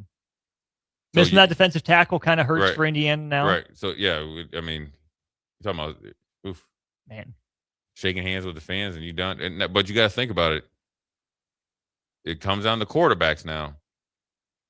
And DeBoer, I mean, Indiana's in for a dogfight because it's situationally set up perfect for you to beat Ohio State. They just played Michigan. You just played Purdue. Yeah. They were on a road game, and it was a very mentally taxing game. And you looked a little bit fresher than they did down the stretch. Mm-hmm. Now here comes Bama. Yeah. The only problem is Bama can't. Their line when you got Proctor and the size of those linemen, how can you not run the football? Like they can't. They can. Everybody's mad at our offensive line and our offensive line coaches, right? Like our former offensive line coach talking about we can't get any push. These dudes are 2 times bigger than our linemen, and they can't move anything. You got a dude that's probably gonna go top 15 in Proctor. Mm-hmm. And he's too concerned about catching swing passes for touchdowns now. That's what you know is bad. You got that big old offensive line, and they can't move anybody. They're paperweights right now. Okay, Jay. My early prediction is Bama. Ooh. So, okay, let's play that out then. Back-to-back years, the 1 seed loses in their first opportunity. How quick till we get a change? You can't. I mean, or Indiana earned it. My thought is you give the 1 seed a bye week instead of a bye month. Again, if we're professionalizing or going NFL model, yeah, play your first round games the week after conference championships. Yeah. And then, just like the NFL, right into it. Then you're back into it. I agree because the competitive stamina is part of it. Too much time's off. It makes your knife, not as sharp and dull. I think if Simpson plays the way they do, and the emergence of Bernard and I think Proctor and all that, they give Indiana a lot of. But Indiana, man, they're good. Mm-hmm. They're good. They're tough. But I think Bama defensively, at least on paper, matches up really well against them. So those Canes, huh? Yeah, they went down there and did their thing. Harrison's mad. Harrison didn't think they could win. I just said they can't. Yeah, but their reign stops now. Carson Beck is not consistent enough. And, and probably smart of Ohio State to choose the Cotton Bowl instead of the Orange Bowl. Matt Patricia, and he's got a long time to dial up some stuff, and you're going to have a rested and motivated team. Yeah, it's not going to work out well. But, boy, that's going to be a battle in the trenches. What if it does, Jay? If it does? But what if Miami runs it for $150? Oh, if Miami runs it for $150 and wins the game, I guarantee you I'm going to the next game. What if Ryan Day gets tight, calls a conservative game again? What if Jeremiah Smith is pissed that Brian Hartline left and no shows? What if? What if Sand succumbs to Bane? It could happen. And Miami could win. Oh, yeah. Miami could win. Ryan Day's he's known to do a moment being too big. Boy. So was Mario Cristobal, though. Yeah. But his is more disciplined. I can't never forgive him for the Georgia Tech game. Oh my God. You ran the ball and you supposed to end up losing the game. That in the Egg Bowl, Elijah Moore. Oh no. You had the 3-6 Georgia and Ole Miss in the Sugar Bowl down there in Nolens, and then in the Orange Bowl, it will be Texas Tech making Oregon fly all the way across the country. But it is the Ducks favored by 1.5 points right now. The Money Bowl, Jay, Oregon, Texas Tech, Georgia, Ole Miss. I think Georgia wins that one relatively comfortably. But to me, outside of Bama, Indiana, I think Tech, Oregon's the next best game. Yeah, I think it is. And it'll be interesting because as much as JMU got blown out, Oregon's defense didn't look good. No. And I bet you JMU wish they could have stayed to the outside running game. And you playing Texas Tech, and Oregon's in for a dogfight. They're favored. I don't know if I believe that flying all the way across the country. Yeah, I don't believe that either. I'm not believing it. I think Oregon is typical Oregon. They start fast. I don't think Oregon is as physical as they say they are. And I'm gonna tell you this though, it's interesting. Ohio State offensive coordinator got a head coaching job. Their offense looks significantly different. Oregon's defensive coordinator got a head coaching job at Tosh got the head coaching job at Cal. Their defense looked just a lot different. Soft, not as, you know what I'm saying? Yeah. You lose that edge. Mm-hmm. Watch out. Ole Miss kept their defensive coordinator, so he kept that play calling, and they brought back their offensive coordinator. And I would argue the defensive coordinator was the edge for Ole Miss, more so than the head coach. Exactly. And that was the big turnaround. Yeah. And they had the most retention at the whole staff. They kept the whole defensive staff. Yeah. It's something to look at, man. I mean, it's great that you have this coaching tree and you get promoted, and obviously you have to because of the changing in the portal and obviously when people get fired. But it does hurt your rhythm. Mm-hmm. I was surprised Ryan Day didn't bring in back Chip Kelly. But he had to tighten up. Oh, Chip didn't want to go back. He had to tighten Chip up, though. He did. So Ryan Day's just back where he's comfortable calling plays again. So hey, when you call plays that long and they like you need to be, I'm sure he's like, oh yeah, we're gonna like this. I'm about to show you. Hey Jeremiah, how mad are you that you didn't win the Blitz-Cover? I'm mad, Coach. Don't worry, you get $250. Make it happen. Yep. That's Jay Foreman. I'm Austin Norman. Big thanks to our friends at Insomnia Cookies, 16th Street here in Lincoln. They do a great job. They're open late. You need a late night snack, stop by. They got all sorts of delicious cookies, ice cream sandwiches with those cookies, and plenty more. Check them out online. Just search Insomnia Cookies. They're on 16th Street here in Lincoln. He's Jay. I'm Austin. We'll talk some Nebraska ball up to number 13 in the country when we get back. Watch Old School live on Facebook, YouTube, or Twitch. Old School with Foreman and Orman on 93.7 The Ticket and theticketfm.com. All right, Lincoln, if you're a diesel technician who's ready to earn up to $40 an hour and you're tired of working nights and weekends, listen up.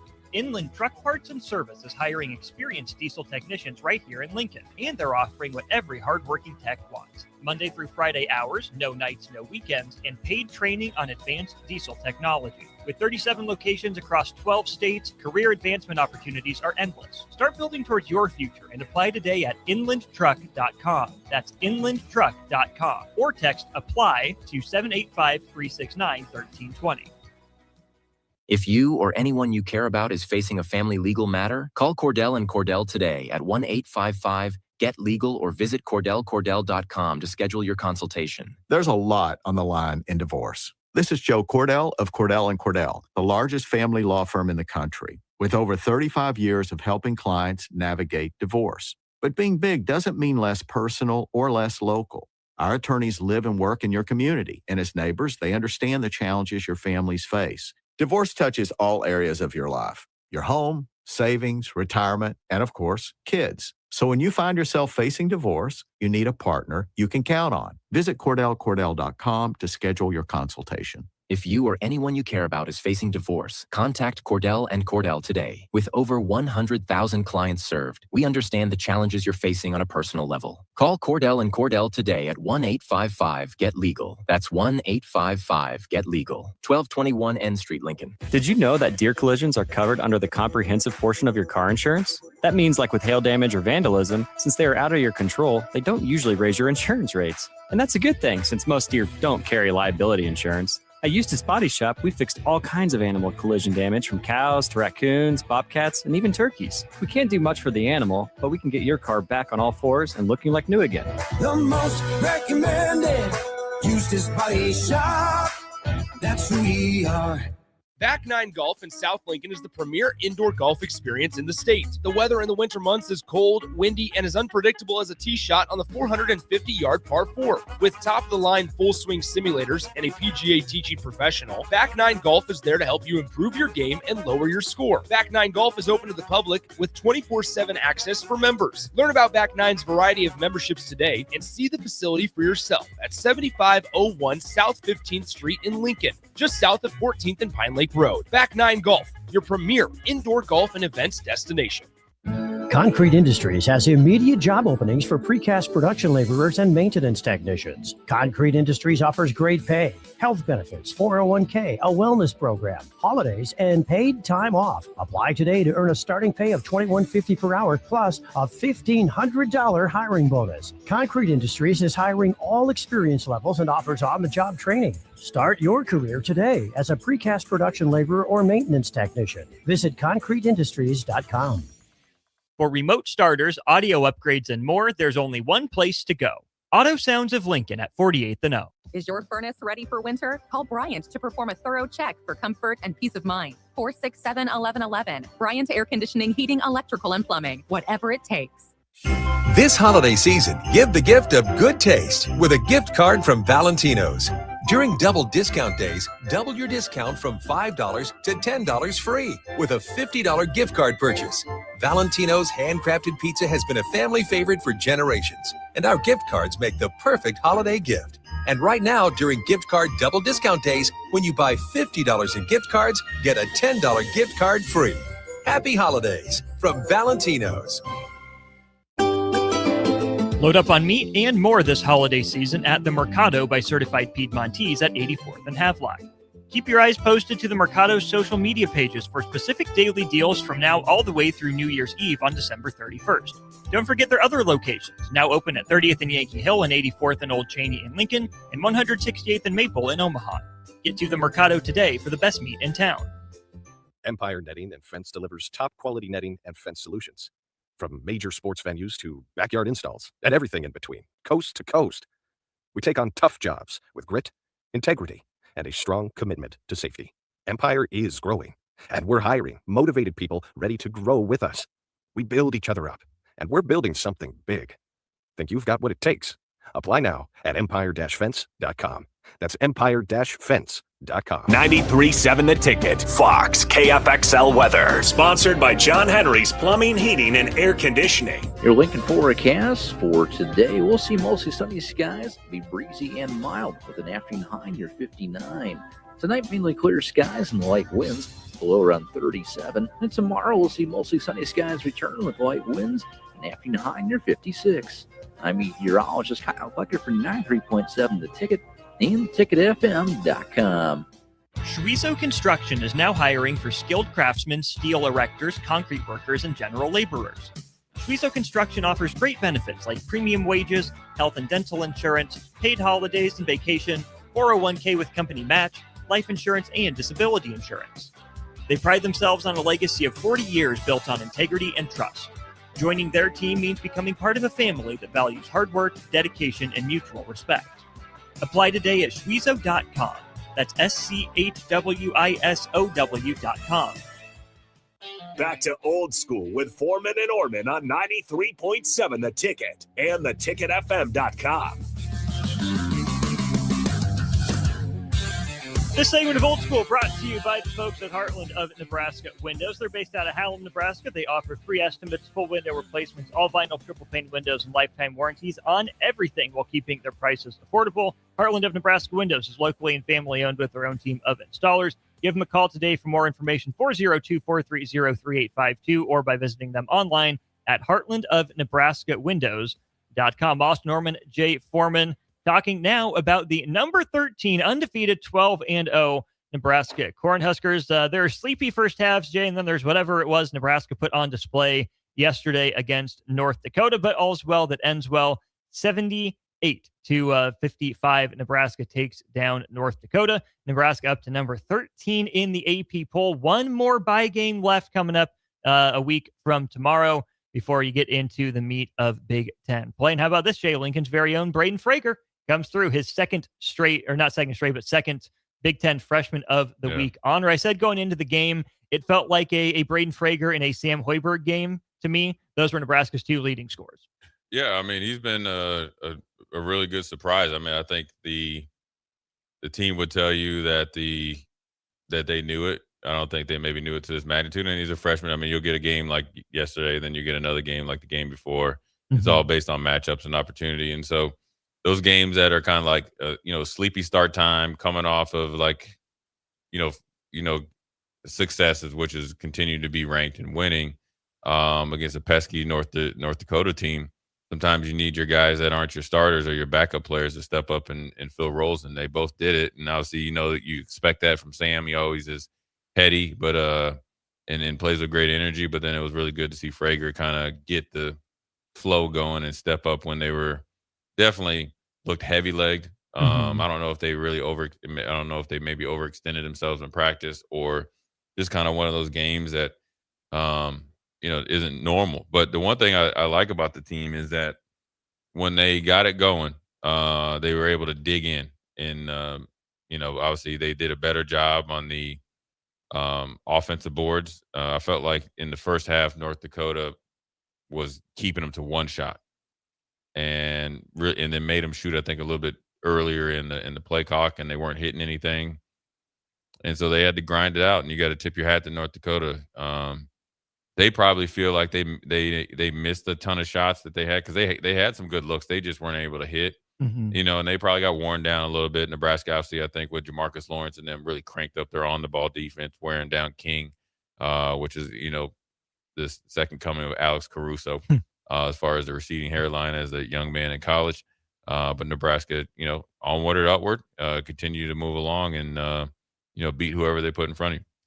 Three guys in double figures for Nebraska's, or four guys, Frager, Hoiberg, and then Jamarcus Lawrence had 13 on 14 shots. I didn't realize he took that many, just 2 of 7 from 3. I thought his energy was probably the best of anyone early on for Nebraska. And then school history, Jay, Berke Boyuktanjala, I kept him out of my tweet and my analysis for a game like this, because I still don't know what to expect from Boyuktanjala in the box score. Yeah, he was good last night. He played with energy, played a role defensively, has the fourth triple-double in school history to show for it. Second one this year, following Rink Mast earlier in the season. But I do think Berke Boyikengel is starting to round into his own. I think he's more comfortable in the role that Nebraska is asking him to play. Last year was different with no Rink Mast. I think Rink Mast simplifies a lot for Berke in what he's being asked to do. But that's a young man who continues to, I think, to need to see success and be able to sustain it. Foul trouble against Illinois. That's another guy that really bounced back. As soon as he got that behind the back pass off and Sam finished the layup, I'm like, okay, yeah, he has a triple double. It's going to happen. Yeah, it was good for him to, fill the stat sheet up. And, I think this year I think he's better physical shape. And so he's been a little bit more consistent. I think knowing his role and what he's able to bring, I think, obviously having Price and Rink, I think allows him to actually get the most out of him. I think maybe last year it was a little bit too much. And obviously, again, being in shape is something that he dedicated himself to do so. So you see the skill set that brought him here in the first place. And so, look, it's not a pretty game, and sometimes you got to win those and kind of move on. And, the one question I had for you is obviously looking at the minutes. Rink didn't play that much. Wasn't like he was playing bad.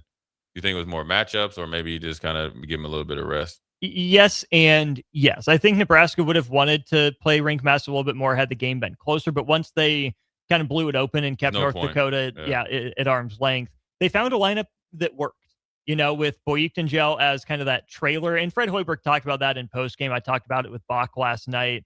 Boyikengel playing more of that trailer facilitator role was working really well for Nebraska because North Dakota was blitzing a lot and getting up under Rink Mast. We know we can struggle with that. Not the tightest handle. Good against opposing big men, but guys that can kind of get up in his jersey, give him some fits. And here's the other part, Jay. One or maybe two scholarship guys, 6'10" or above for North Dakota, they went small.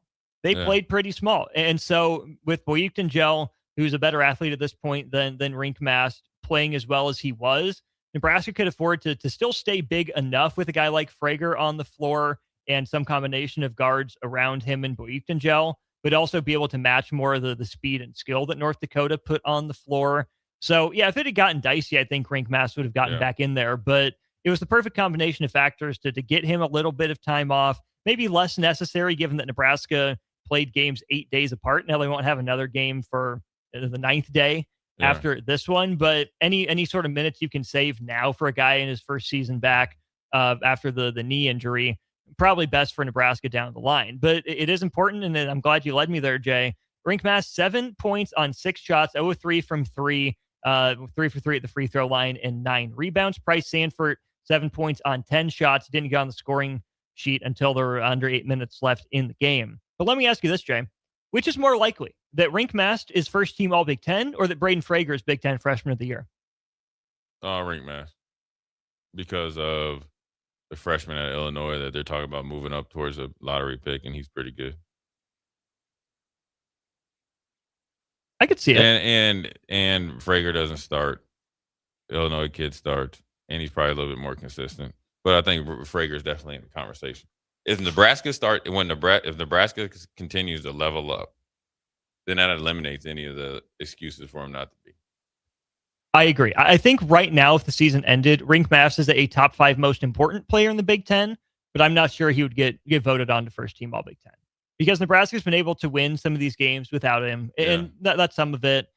He is a box score guy, but not always. I think it's his presence sometimes, and he hasn't really had that wow moment, that wow game, since BYU. He's had good games, absolutely. The game winner ultimately against Kansas State comes to mind. He's hit plenty of threes in games before, but I think the reason that you would put Rink Mast on the first team right now is because he's the best player on a surprising team. Yeah. More so than anything spectacular he's done, because Rink Mast hasn't dominated, in the box score sense. He's been important. He's been good for Nebraska, but you have to think that Braden Smith is going to be first team. You have to think that when you think about the big men, Trey Kaufman-Renn probably gets the nod right now, and you can put multiple big men on there.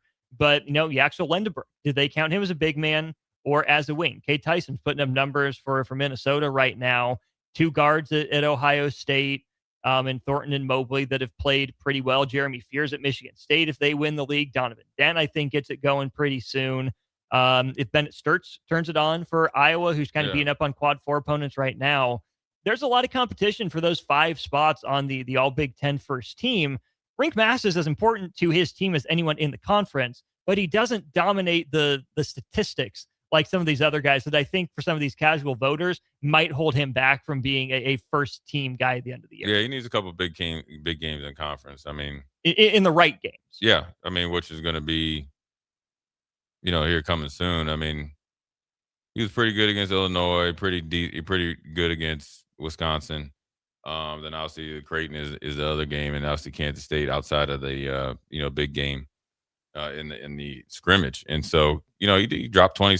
I think what he does is look, he had 26 against Oklahoma, 20 against Kansas State, 31 against Winthrop, which obviously is not at the same level. 20 against Creighton, 17 and 17.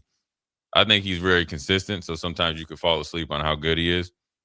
But I was just comparing. He has a better chance to get on Big Ten first team if Nebraska continues to level up versus Frager. When they look at freshmen, I mean, that dude from Illinois is pretty good.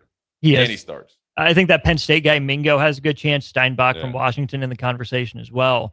I agree. I just asked the question because I think Frager can get there more based on his individual numbers. I think if Rink gets there, it's going to be based on team success. Yeah. And it's a long season because now you're going to get into the grind. I mean, I think when you're in the silly season and they don't know you, they don't know Frager, you can get busy. So we're going to see, it's going to be interesting when you play against like a Michigan State where they're going to know you, they're going to know Fred, they're going to know Rink inside and out. Yeah. And you're going to play against a lot of athletes that are just as big, fast, and strong. 8750 text that in. Jackson Kohler versus Rink Mast will be a huge matchup. Mast is far and away the better player. Kohler knows how to play his role. They'll get Buick-Angel versus Carson Cooper in the Dirty Work Bowl down low. Check Carr. I don't think he's or that 55. Good. Yeah. Yeah, but hey. He's an athlete. He can get downhill. Right. He and can. He can get from one end to another. He can. And he's going to throw your stuff off the glass. We'll talk more about this game. It's 10 days away, but we will. I think Nebraska is a decent matchup for Michigan State. I think they are. They always are when they got their mind right. Now, they went up there and got railroaded. That one year they went up there. Well, that was last year. And they got blasted. 30-piece last year. Man, they were down by 20 so quick. Mm-hmm. That happened at Mackey, too. Yeah. So I think they'll be all right. I agree. That'll be on January. Remember Barry Sanders was there. Oh, gosh. People forget. He was there. Yeah. Mm-hmm. Carr will put Austin on a poster. Well, good thing I'm not out there. Here's the thing, though. We don't want any of that eyeball sandwich step back. So we'll leave that as hypothetical. We're up at hour 2 of Old School after this. Plenty of NFL and college football chatter ahead in hour 3. Some college coaching news that we have and don't have. And a wildly fascinating weekend in the NFL with some news from Kansas City, Kansas today. We'll get into that coming up in hour 3. You're listening to Old School with Jay Foreman and Austin Orman. Download the mobile app and listen wherever you are on 93.7 The Ticket and theticketfm.com. Load up on meat and more this holiday season at the Mercado by Certified Piedmontese at 84th and Havelock. Keep your eyes posted to the Mercado's social media pages for specific daily deals from now all the way through New Year's Eve on December 31st. Don't forget their other locations, now open at 30th and Yankee Hill and 84th and Old Cheney in Lincoln and 168th and Maple in Omaha. Get to the Mercado today for the best meat in town. Here, and it's that time of the year again. Time for the annual Happy Honda Days at Honda of Lincoln. With me on the line, Andy Goodyear, to tell us all about it. The exciting news is we have more selection and more savings. We have over 400 new 2025 and 2026 Hondas to choose from, with a great opportunity to get year-end savings on every remaining new 2025. Do you have some Happy Honda Day specials? Sure do, Charlie. For example, you can lease a new 2025 Accord Sport Hybrid for just $349 a month, and we have financing from just 0% APR. We've also included over 125 pre-owned of all makes and models, and as always, our certified pre-owns are in this sale as well. Well, maybe it's time you experience the best. The Honda of Lincoln way of doing business. 27th and Yankee Hill Road or online at hondaoflincoln.com. This holiday season, give the gift of good taste with a gift card from Valentino's. During double discount days, double your discount from $5 to $10 free with a $50 gift card purchase. Valentino's handcrafted pizza has been a family favorite for generations, and our gift cards make the perfect holiday gift. And right now, during gift card double discount days, when you buy $50 in gift cards, get a $10 gift card free. Happy holidays from Valentino's. Are you looking for an exciting new way to put your skills to work? Explore new career options in the fintech industry at Currency, a Sandhills global company. We offer full-time positions in financial sales, compliance, operations, and other fields. We also offer a 4.5-day work week, an attractive benefits package, and opportunities for advancement.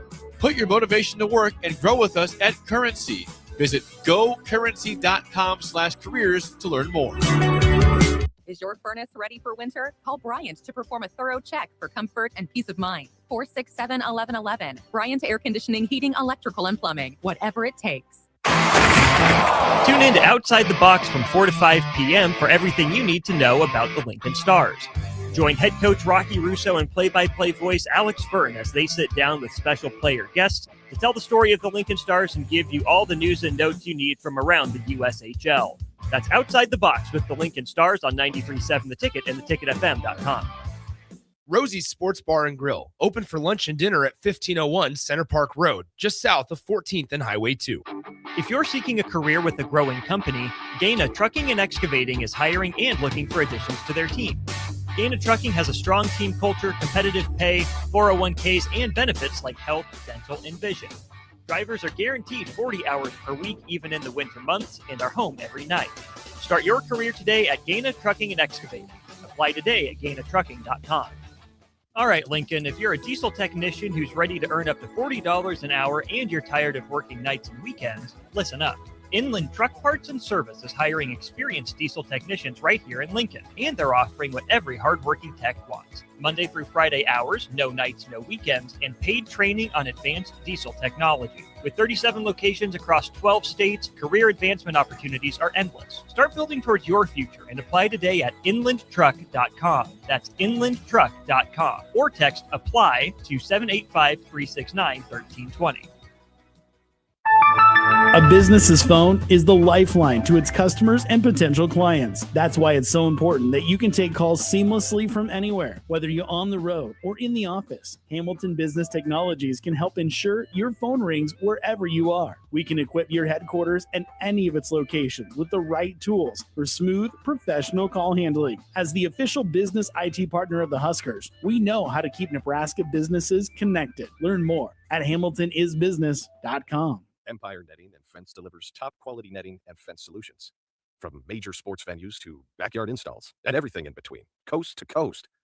We take on tough jobs with grit, integrity, and a strong commitment to safety. Empire is growing, and we're hiring motivated people ready to grow with us. We build each other up, and we're building something big. Think you've got what it takes? Apply now at empire-fence.com. That's empire-fence.com. For remote starters, audio upgrades, and more, there's only one place to go. Auto Sounds of Lincoln at 48th and O. Back to old school with Foreman and Orman on 93.7 The Ticket and theticketfm.com.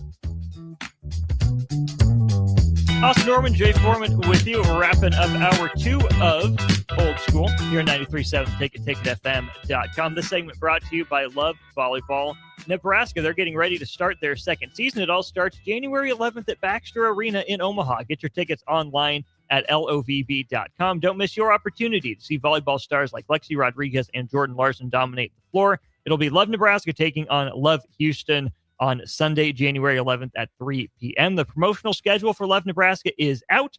Go check it out online at lovbneb.com.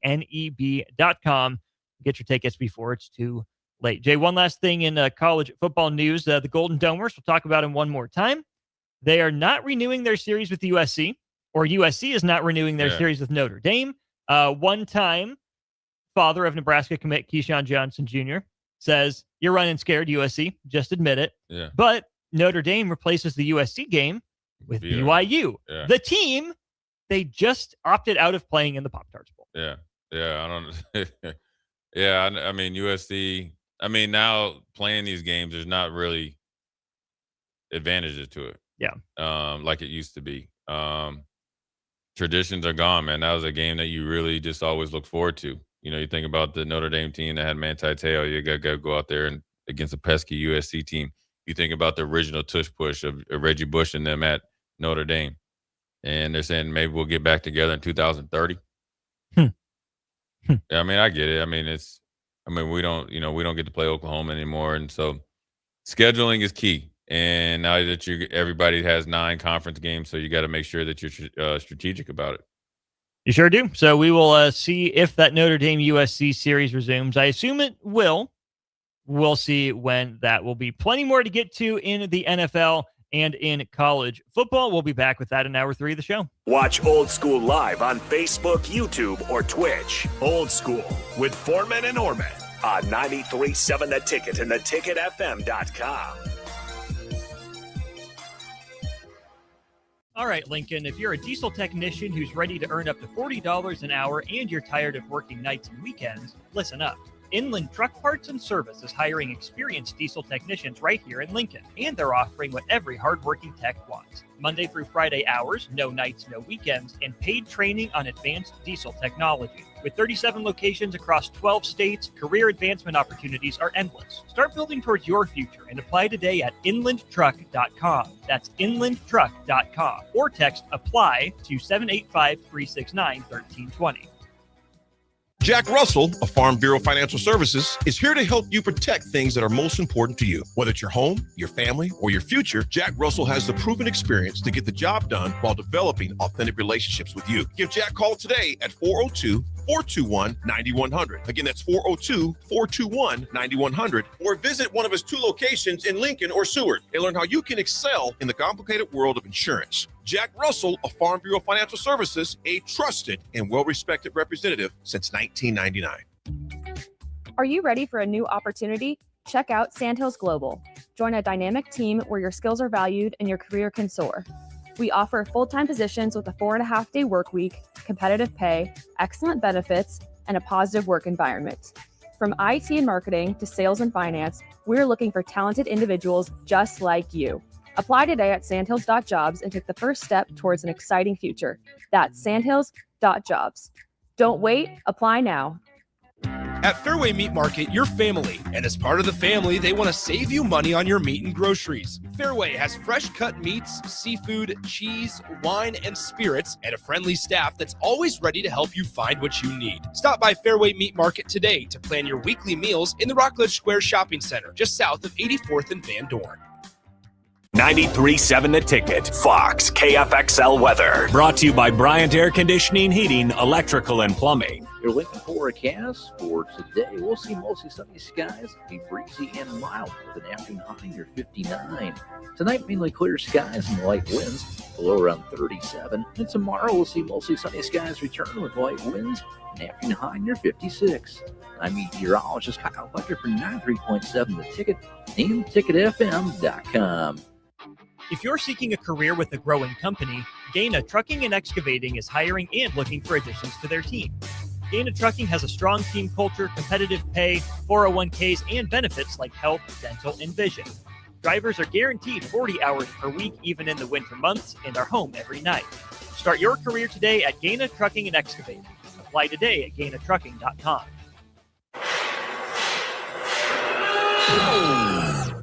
When equipment breaks down and operations come to a halt, every single second counts. So why is your maintenance team spending 60% of their time doing anything but turning wrenches?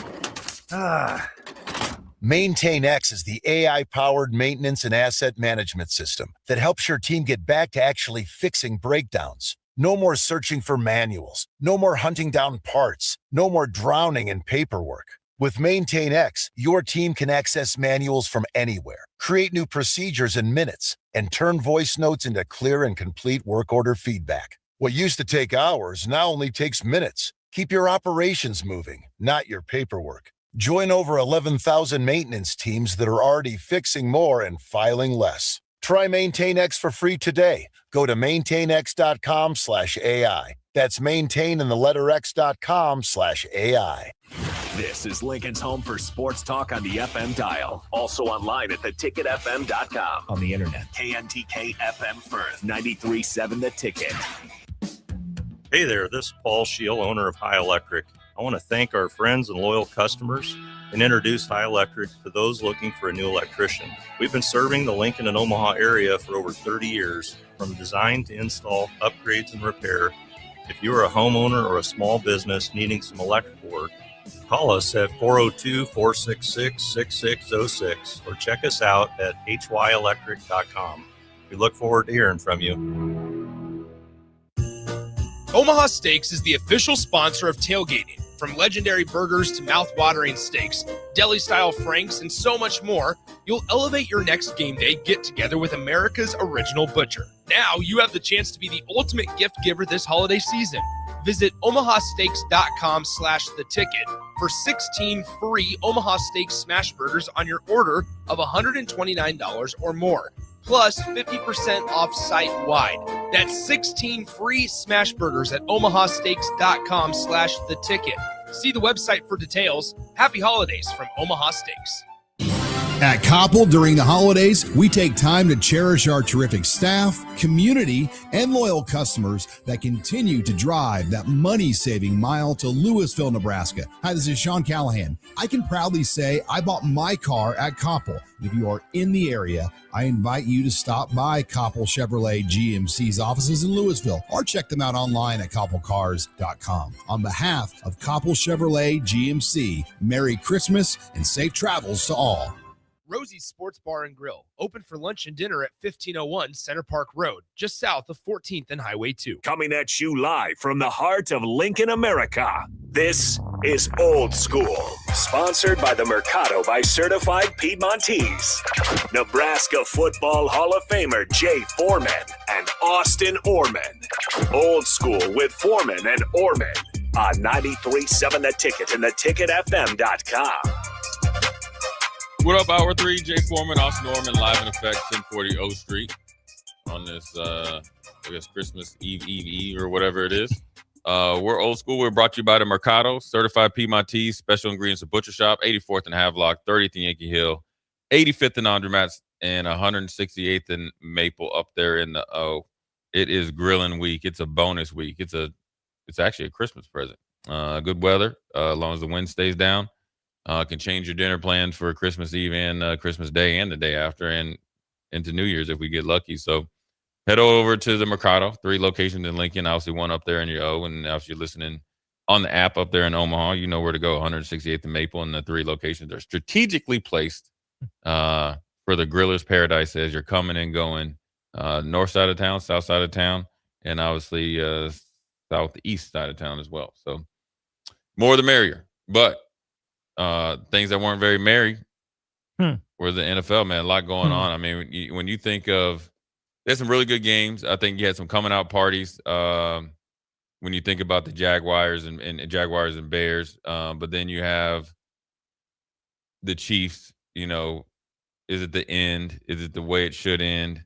I mean, you know, you got your Colts playing tonight, and there's some teams that, you know, for Detroit, you know, it's like, oh, man, you know, they started off kind of good, and Dan Campbell took over play calling, and they just looked a little bit different. They physically got beat up yesterday against Pittsburgh. So did their fans. Yeah. Yeah. And we actually have it. We'll start right there, right, with Detroit, Nick Saner's Detroit Lions and Aaron Davis's Pittsburgh Steelers. That was a must-have, got-to-have-it game for Detroit. Yeah. Pittsburgh was playing with a little bit of house money based on what everybody else is doing or not doing in their division. And Detroit looked like they were a little bit in control. Their defense has always been good but not great, even though they have some really good players. And I think losing Branch really hurts the defense. Hutchinson is playing well, and Campbell's doing his thing, but I think Branch was the guy that kind of stirred the pot. And the one thing that I never thought would happen, or especially in a game like this, when you got it, it's called "Gotta Have It" game, was Pittsburgh in back-to-back drives, 45-yard runs, untouched, Warren into the end zone, and it really broke their pride. Yeah, a team that is built on physicality. Detroit tough, just didn't look very physical. They got beat up on both sides of the ball across the lines, and then obviously it showed in the scoreboard. And funny enough, I mean, some of the difference comes down to a missed field goal and a safety. Yeah. And you get backed up. 2 controversial calls. Yes. Did they get them right? Man, the 2-point play by the letter of law is right. It's weird. I've never seen anything like that. But the pass interference, I think it was St. Brown against Jalen Ramsey. Yeah. If there's 100 games played, it might get called twice. I don't think it's offensive pass interference. Did you have to sell it better? Jalen Ramsey sell it really well. He did. Yeah. There wasn't a lot of extension. It was more like a body reaction. And that's a huge call on the road, or when Detroit's at home, and for a road team, that really changed it. But I think when you take those 3 or 4 separate plays, Dan Campbell and company will tell you they got beat those other plays. Yeah. And so the cause and effect was there, and you got to tip your hat to Pittsburgh. They look like they're getting better, and that's without T.J. Watt. I mean, he's still on the mend. They got their defensive line woes together, obviously after being called out by the likes of James Harrison and Hayden and on their podcast, and potentially, or not potentially, and saying that Mike Tomlin might have lost his touch. They don't know what they're doing. They don't have, Terrell Austin needs to be gone and all that stuff. They've answered the bell, and they look like a totally different team. And Aaron Rodgers is starting to deal. Pittsburgh 9-6, 2 games up on Baltimore with 2 to play. Yeah. They're going to get a home game in the first round. But DK Metcalf, my brother. DeKalen. Hey, and he's a big dude too, man. He's like big. He's like Cam Newton big. Yeah. But he's like one of the fastest dudes. And if you had to do 100, he's like Usain Bolt, where you could start him. Once he gets going, his top speed is good. Just came out just now. He's suspended for the next 2 games. Him and a fan got into it, and he grabbed the fan by his wig, and I don't know if he like hauled off and punched him, but when he kind of mushed him in the face. Yeah. According to DK, the fan said something he shouldn't have said, a racial slur. DK went over there, which, everybody can sit over here and say, don't do it. Being in there, he reacted how he thought, see fit. I will tell you this, though. When the fans, I've been in New York and all that. I mean, they'll say some stuff to you. They'll call you every name underneath the bridge or in the book, and have no problem. They'll spit on you. They'll do all types of stuff. They'll throw beer on you. And so, ideally you would like to have had, because behind the bench, they generally, I don't know if they wear the yellow shirts, the security guys. They're there. They don't even get to watch the game. They're just watching the crowd. The stand. Yeah. So for DK to be able to, number one, for a fan to get his attention, and then for him to engage in it and walk all the way over there without even an equipment manager, assistant coach, or another player, more importantly, security, not keep him away from the fan. Not saying that what DK did was right, not saying what the fans did right. That was obviously odd. And the problem is with it now he's probably going to try to get it, negotiated down to 1. Regardless, the rhythm of the offense is thrown off now. Yeah. Now, even if you get a home game, you haven't played potentially for 2 weeks. So now your continuity in your continuity with your quarterback is now not gone, but obviously not as sharp as it could be. They'll tell you, you got to turn the other cheek, and you got to look. You got to make a decision best for the team. I think obviously there's plenty of blame to go around, and it's one of those things that he's fought. I mean, you see when he was up, him and George Pickens used to do stuff after the play at their previous teams, and obviously he's at Pittsburgh to where make you question how dedicated they are to the team. Can you get so mad that you can't think straight? And part of being a really good player is dealing with that stuff. I mean, it sucks for Pittsburgh. It sucks for him. It sucks for the fan, because he's going to cost him about $500,000. Plus, the fan will probably come with some bootleg. Unless they have people that heard what he said, he's going to be able to do like a civil suit and get, he's going to get probably like $100,000 just because of that. Right. Then you got to think, really, was it worth it? If he said something that bad and you can prove he said something that bad, yeah, probably will be worth it. Yeah. Because you've said it. You'll get some money sometimes back. you got to stand on business. Yeah, you got to stand on business, and you'll get some of your money back. The thing that comes to mind is when Chris Paul was playing and they were at the Dallas Mavericks game, and the person was saying stuff to his wife and kid, right? And then also with the Russell Westbrook up there in Utah, which is verified. Utah, huh? Yeah, but it's verified, right? But it was continued at the years, and so fan interaction has always been there. I think the fan interaction has gotten more aggressive over time, especially with social media, and it's actually they think it's cool to do so. But ultimately, man, it's not a good day. And that's after a big win, huge win, right? To move 2 games up on Baltimore after the way things went down in that Patriots Ravens game. Should have been, not the crowning moment, but a crowning moment. You start to feel it, you can start to taste it. It's true that it shouldn't have happened from the fans' perspective, from Metcalf's perspective, but also, Jay, I think based on what you're saying too, it does put in perspective just how rare these incidents still are. Yeah. Even though they're happening more. I mean, you've been in there. You know what people have said and done. Oh, yeah. And the fact that more guys don't snap and do something like that. And we've seen things get uglier than it was with DK Metcalf. I mean, I think the 2 games is just on the basis of, hey, man, we can't be doing that to fans. It's not good for the Shield. It's not a good look. Because national TV, because he didn't do any damage. Yeah.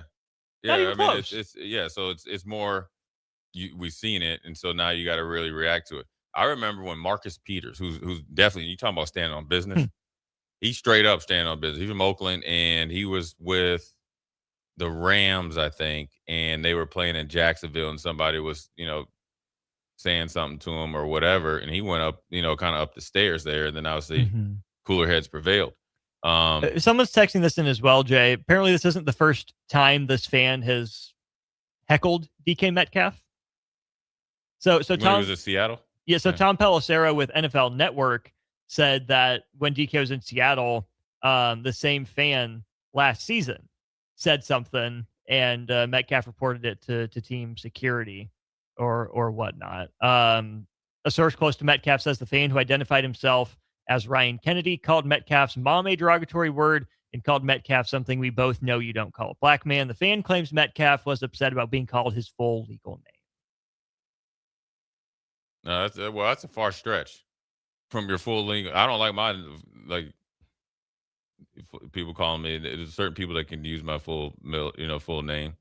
Versus, I feel honored to be one of them. Well, versus what the DK is saying. Yeah, that's a 2 different stratospheres. Yeah, and then you got some history there, so you probably most likely get suspended for a game. I think it's a learning experience. It's unfortunate too. You hate it for him. I mean, there's a big victory on the road, but still, as happy as you are on potentially not even a victory Monday, you got to deal with that. So I know DK probably don't want to be a distraction, but I think it's when it's repeated, so forth and so on. I mean, some fans. I mean, I've heard fans call African American players what you're not supposed to.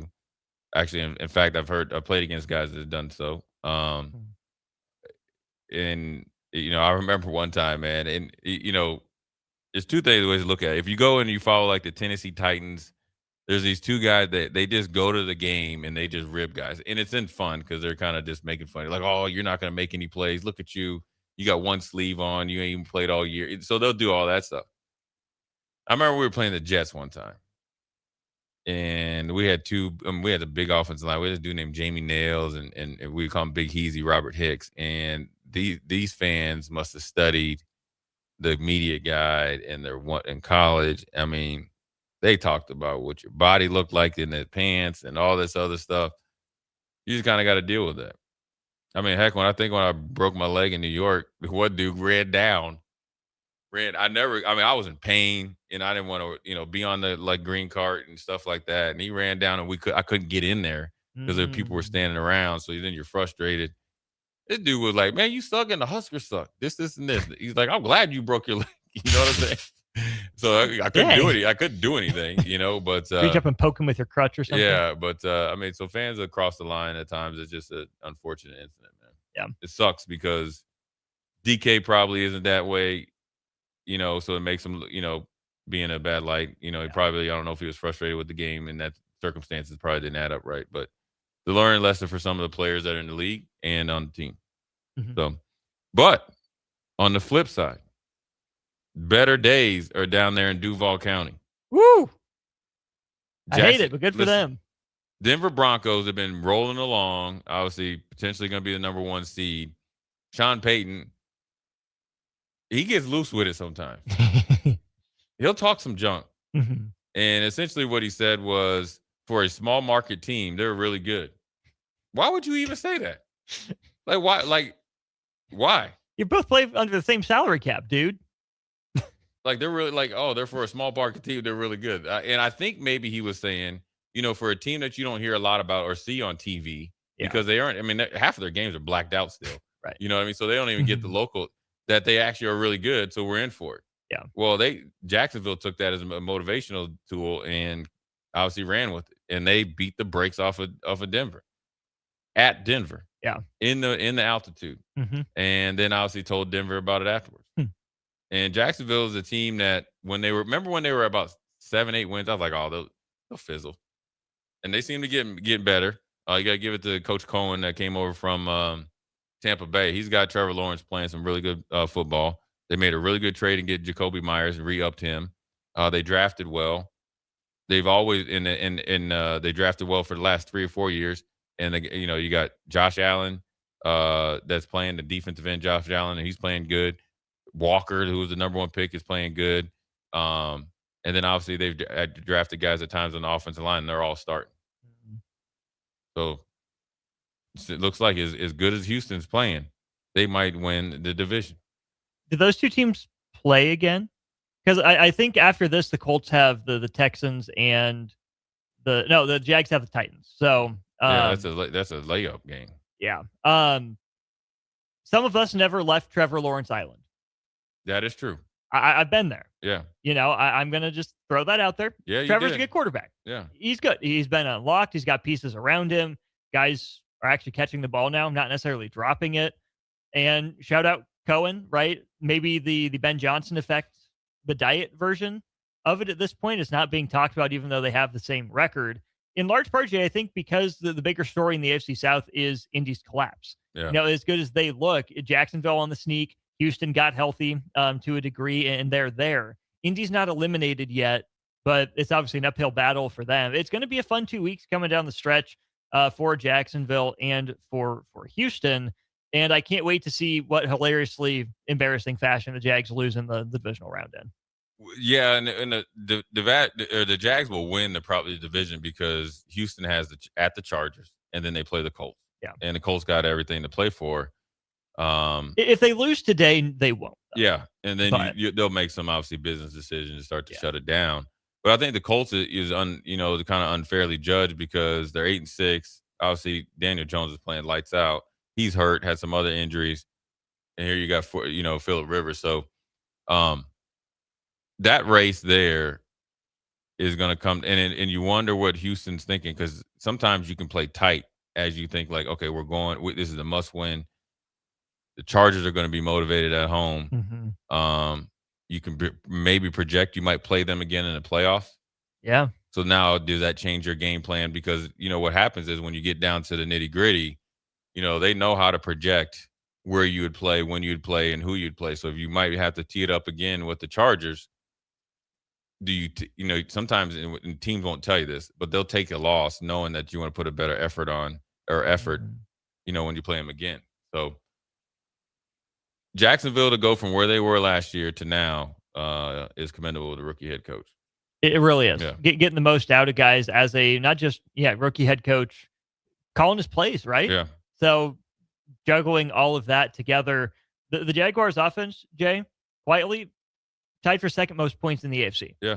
Buffalo's offense is number 1 with 434 points, but Jacksonville and New England have actually scored the same number of points in the same number of games. Even the defenses are pretty similar. 300 points allowed for the Patriots, 312 for Jacksonville. The Jags have been sneaky a couple times. You think about the Blake Bortles year. Yeah. They made it to the AFC Championship game where we're away from had control of that game too. Till they didn't. Yeah. Obviously, Trevor Lawrence is a better quarterback than Blake Bortles, but they still quarterback the same franchise. Right. So I think if Jacksonville can get past the first round, you feel okay about them. But man, the race for that 1 seed between Denver and New England, really right now, maybe if one of those two teams stumbles to 12-5, there's a path for Jacksonville to get there. It's highly unlikely. Right. It takes Jacksonville getting to 13-4, I think. But if you're a team in the AFC that you can get the 1 seed, who do you want to avoid? Well, I think it depends on who you are. Let's say you want to avoid Houston. Houston wants to avoid. Well, like you mean the wild card round, or who they would play in the division? So Houston wants to avoid. Their kryptonite is a good defensive line, right? Their defense is going to keep them around, so they don't want to play Denver. No. I think they match up probably pretty well against Patriots. We've seen them against the Bills. Mm-hmm. I think the two teams they need to avoid probably are Denver, and I would even say Buffalo, because Josh Allen in the playoffs, focus is different. Yeah. And that's where, but Houston's, if they can stay on schedule in the way that the passing game's going and keep CJ Stroud clean, and he looks a lot more confident, you could be in some trouble.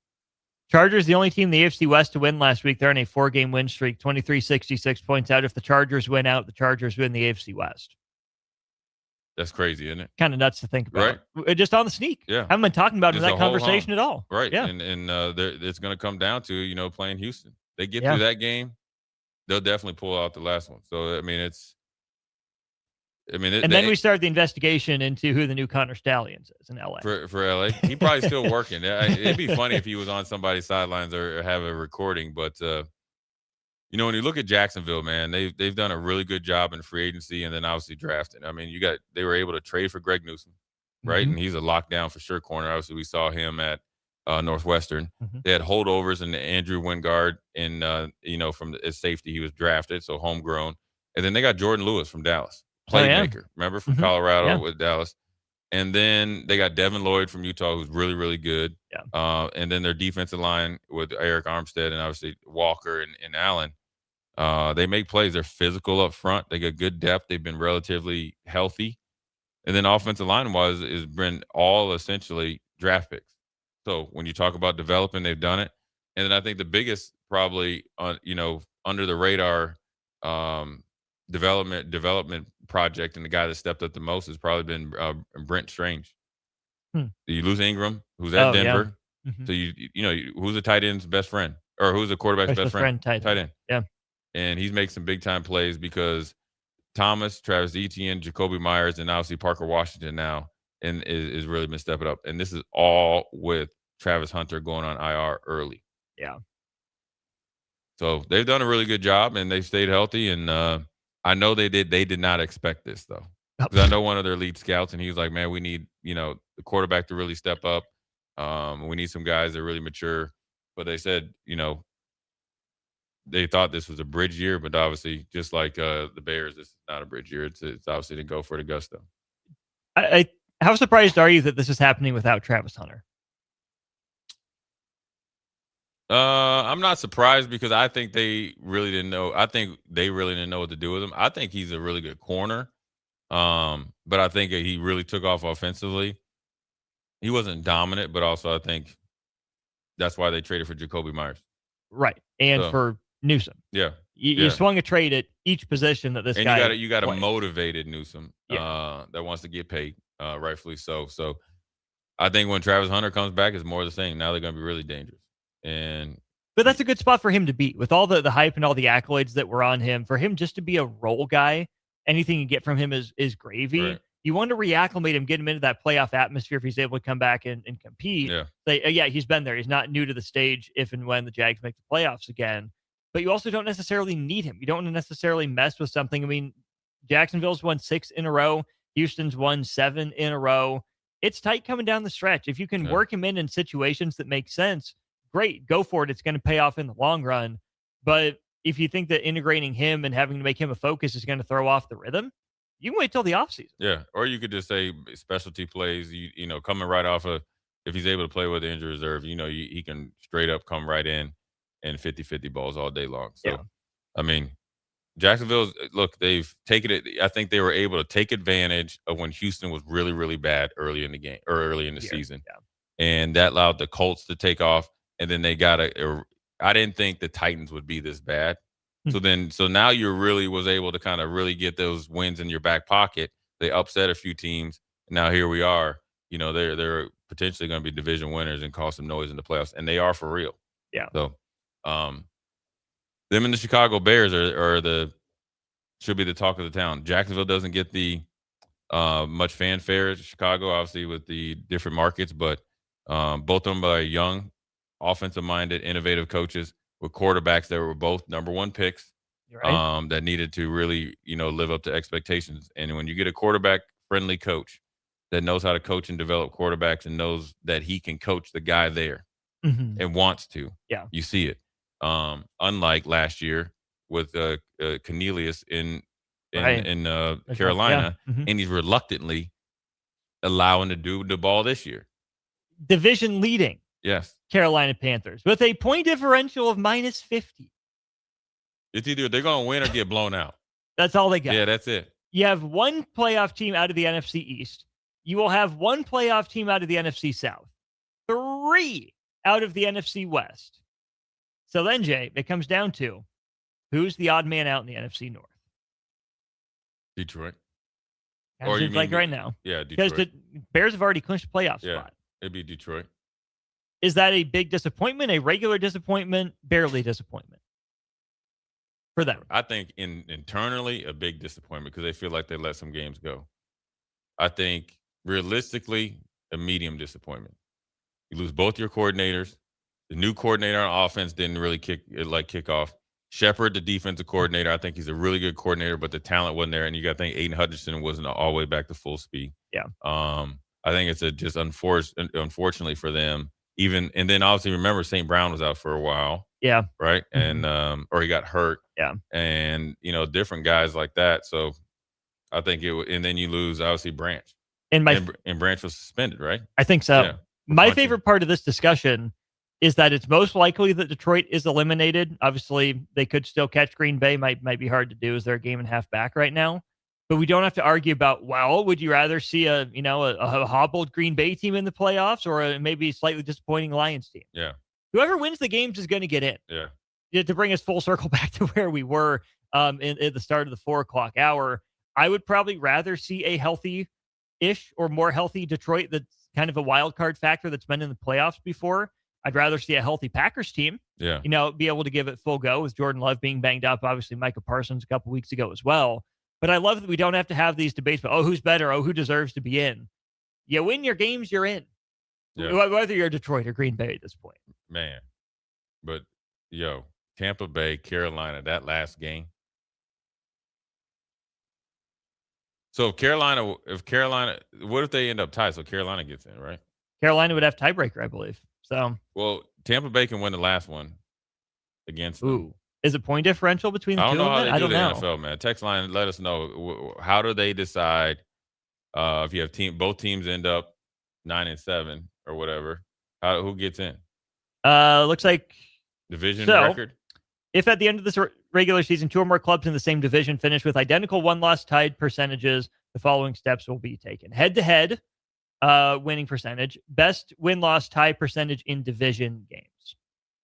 So divisional record. And if you look at that right now, in the division, Carolina is 3-2, Tampa Bay is 2-3. So if they split and Tampa Bay wins that one, and they're both, let's say, 9-8 and 3-3, then you go to best win-loss tied percentage in common games, so common opponents. I believe outside of the division. I don't know who that would be right now, but yeah, it's tough. I mean, I know there's a lot of regret. I remember obviously Todd Bowles going off. I mean, the only thing that's good for Tampa, you got a little bit of a JV scrimmage against the Dolphins next week, so you got to handle your cousin, and then you got to really tee it up against the Panthers. Whereas the Panthers, obviously, they got Tampa the last week of the season, and I think their last game, or their game before their last game is, so they play. They play Seattle. Woo! And then they go to Tampa. Man. Oh, they host them both. No, sorry, they just hosted the Bucs. Yeah, host Seattle. Yeah. I see now. We're setting up for some nonsense here today. I hope they enjoyed their time down in South Park, Charlotte after that victory, because Seattle going to be bringing it. This feels just so Tampa Bay this year to get away with winning the division. Yeah. Coming down to a home game against the Panthers team that just kind of hung around. Think about how the Bucs won their first 4 games of the year. Yeah. All one-score games. It was Baker Mayfield. It kind of catches up to you, man. Mhm. And so maybe that's it because they've lost a lot of one-score games here down the stretch, obviously. So anyways, we'll take a quick break. Jay Foreman, Austin Norman, Old School. We'll be right back. You're listening to Old School with Jay Foreman and Austin Orman. Download the mobile app and listen wherever you are on 93.7 The Ticket and theticketfm.com. Jack Russell of Farm Bureau Financial Services is here to help you protect things that are most important to you. Whether it's your home, your family, or your future, Jack Russell has the proven experience to get the job done while developing authentic relationships with you. Give Jack a call today at 402-421-9100. Again, that's 402-421-9100. Or visit one of his 2 locations in Lincoln or Seward and learn how you can excel in the complicated world of insurance. Jack Russell of Farm Bureau Financial Services, a trusted and well-respected representative since 1999. At Fairway Meat Market, you're family, and as part of the family, they want to save you money on your meat and groceries. Fairway has fresh cut meats, seafood, cheese, wine, and spirits, and a friendly staff that's always ready to help you find what you need. Stop by Fairway Meat Market today to plan your weekly meals in the Rockledge Square Shopping Center, just south of 84th and Van Dorn.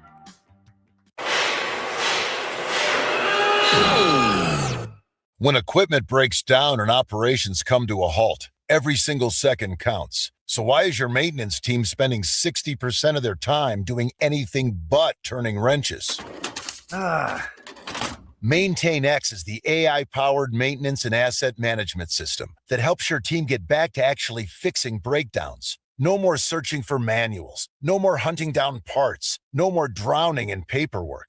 With MaintainX, your team can access manuals from anywhere, create new procedures in minutes, and turn voice notes into clear and complete work order feedback. What used to take hours now only takes minutes. Keep your operations moving, not your paperwork. Join over 11,000 maintenance teams that are already fixing more and filing less. Try MaintainX for free today. Go to maintainx.com/AI. That's maintain and the letter x.com/AI. At Koppel, during the holidays, we take time to cherish our terrific staff, community, and loyal customers that continue to drive that money-saving mile to Louisville, Nebraska. Hi, this is Sean Callahan. I can proudly say I bought my car at Koppel. If you are in the area, I invite you to stop by Koppel Chevrolet GMC's offices in Louisville or check them out online at koppelcars.com. On behalf of Koppel Chevrolet GMC, Merry Christmas and safe travels to all.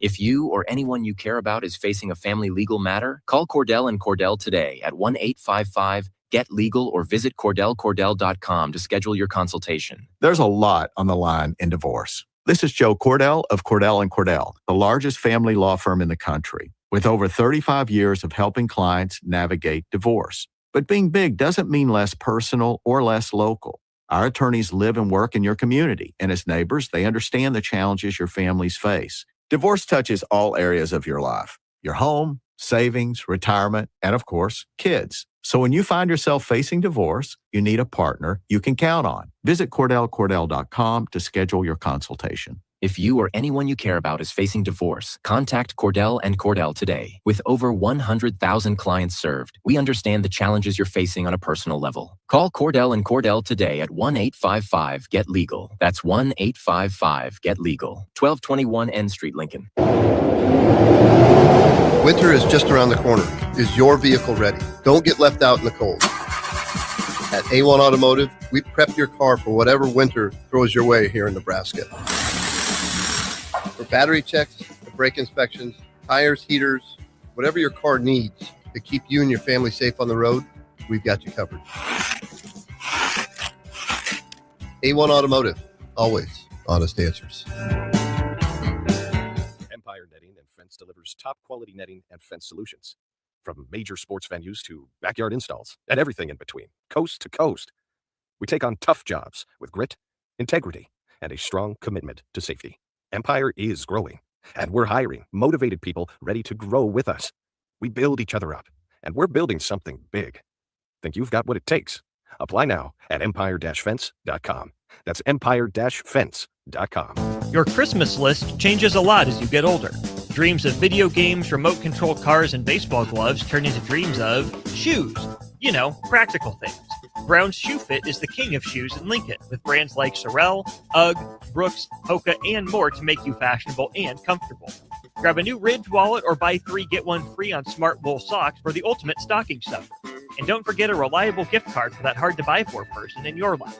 Brown's Shoe Fit at 66th and Q in Lincoln. Did you know that deer collisions are covered under the comprehensive portion of your car insurance? That means, like with hail damage or vandalism, since they are out of your control, they don't usually raise your insurance rates. And that's a good thing, since most deer don't carry liability insurance. At Eustace Body Shop, we fixed all kinds of animal collision damage, from cows to raccoons, bobcats, and even turkeys. We can't do much for the animal, but we can get your car back on all fours and looking like new again.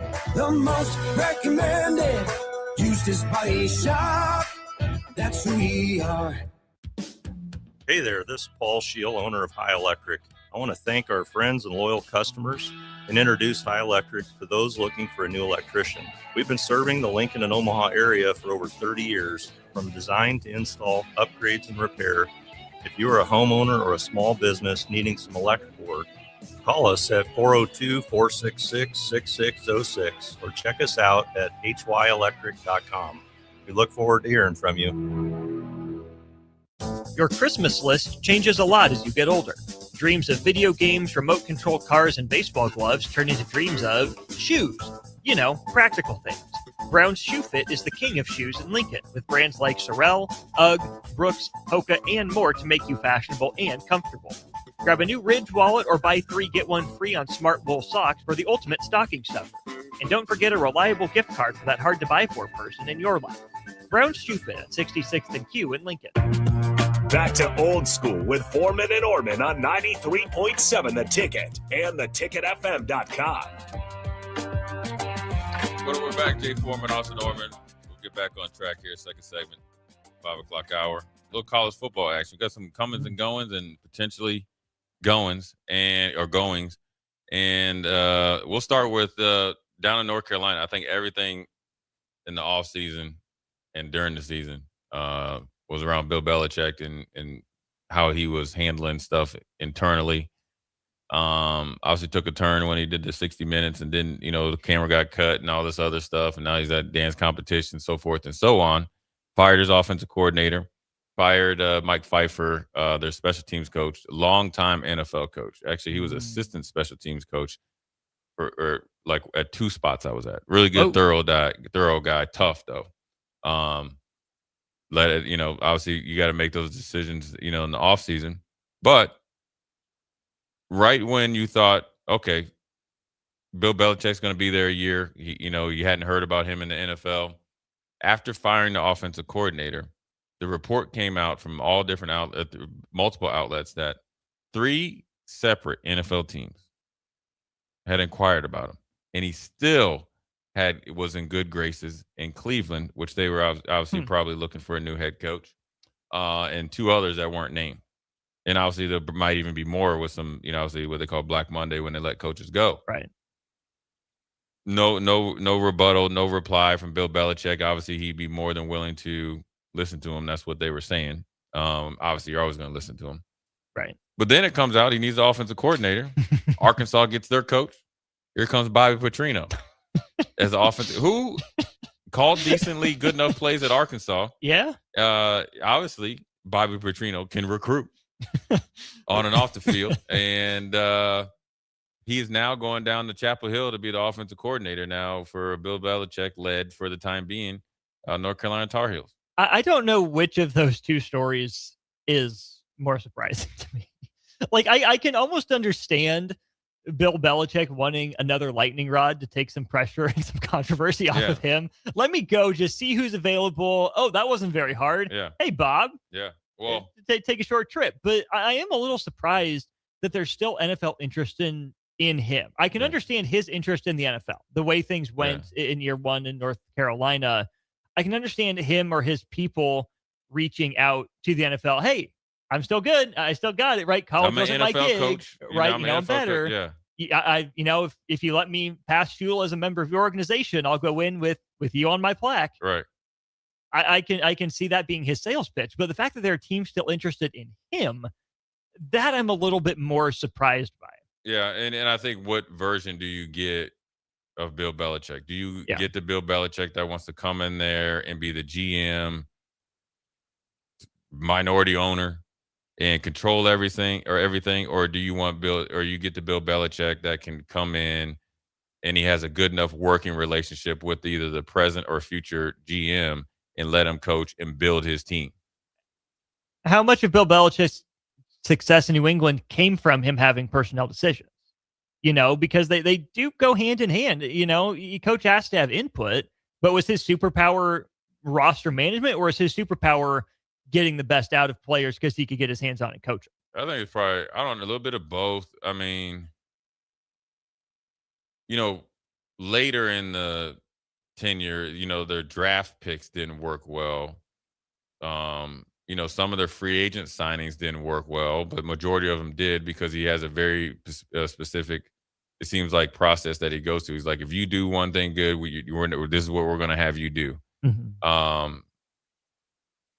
But I think it's more him in the, obviously you hit a home run with Tom Brady. So whoever takes it, takes the credit for it.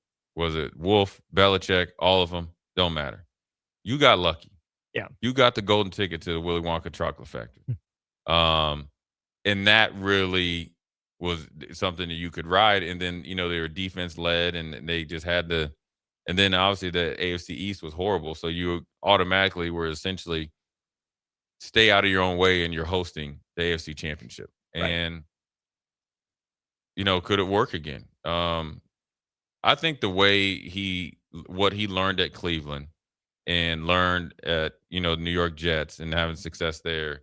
And then with Robert Kraft, at least early in their, the first 2/3 of their marriage was phenomenal. I think it went a little hairy when he wanted to separate himself as the reason why they were winning in Tom Brady. Then it started to get a little personal. That's just my assumption. Sure. Right? You wanted to trade the best quarterback in the league for Jimmy Garoppolo and keep Jimmy Garoppolo until Tom Brady was like, oh, that sounds good. But, I got a dinner reservations tonight. Where at? So-and-so steakhouse? Nah, I'm just going over to Mr. Kraft's house. He catered in some lobsters. We're going to sit down, crack open this 30-year-old bottle of wine. We ordered from Myers Cork and Bottle 13th and South, and we're going to really, really decide if I'm going to be traded there, Mr. Bill. I'll let you know if I see you at work tomorrow. So I think that's where it really went sideways. Who do you think those 3 NFL teams with interest were? I still think, I think Cleveland.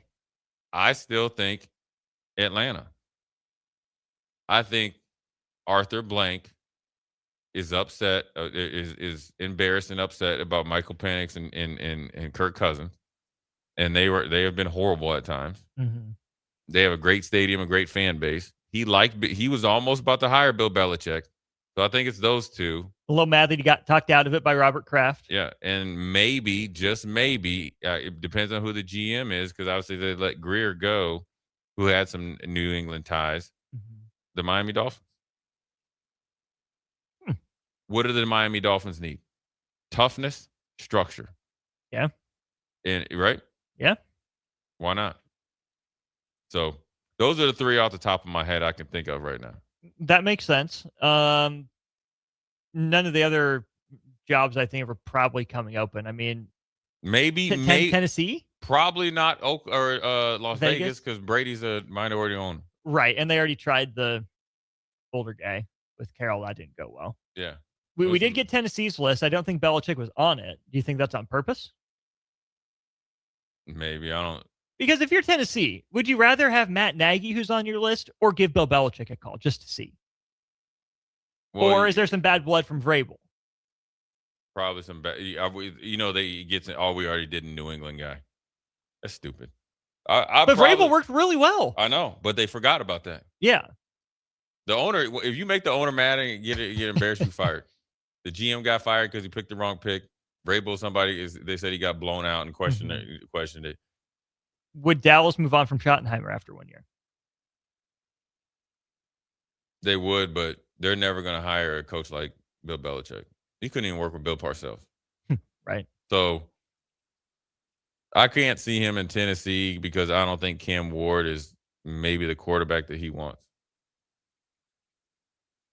But is he the quarterback he needs? He's the quarterback he needs in this day and time. That's what I'm saying.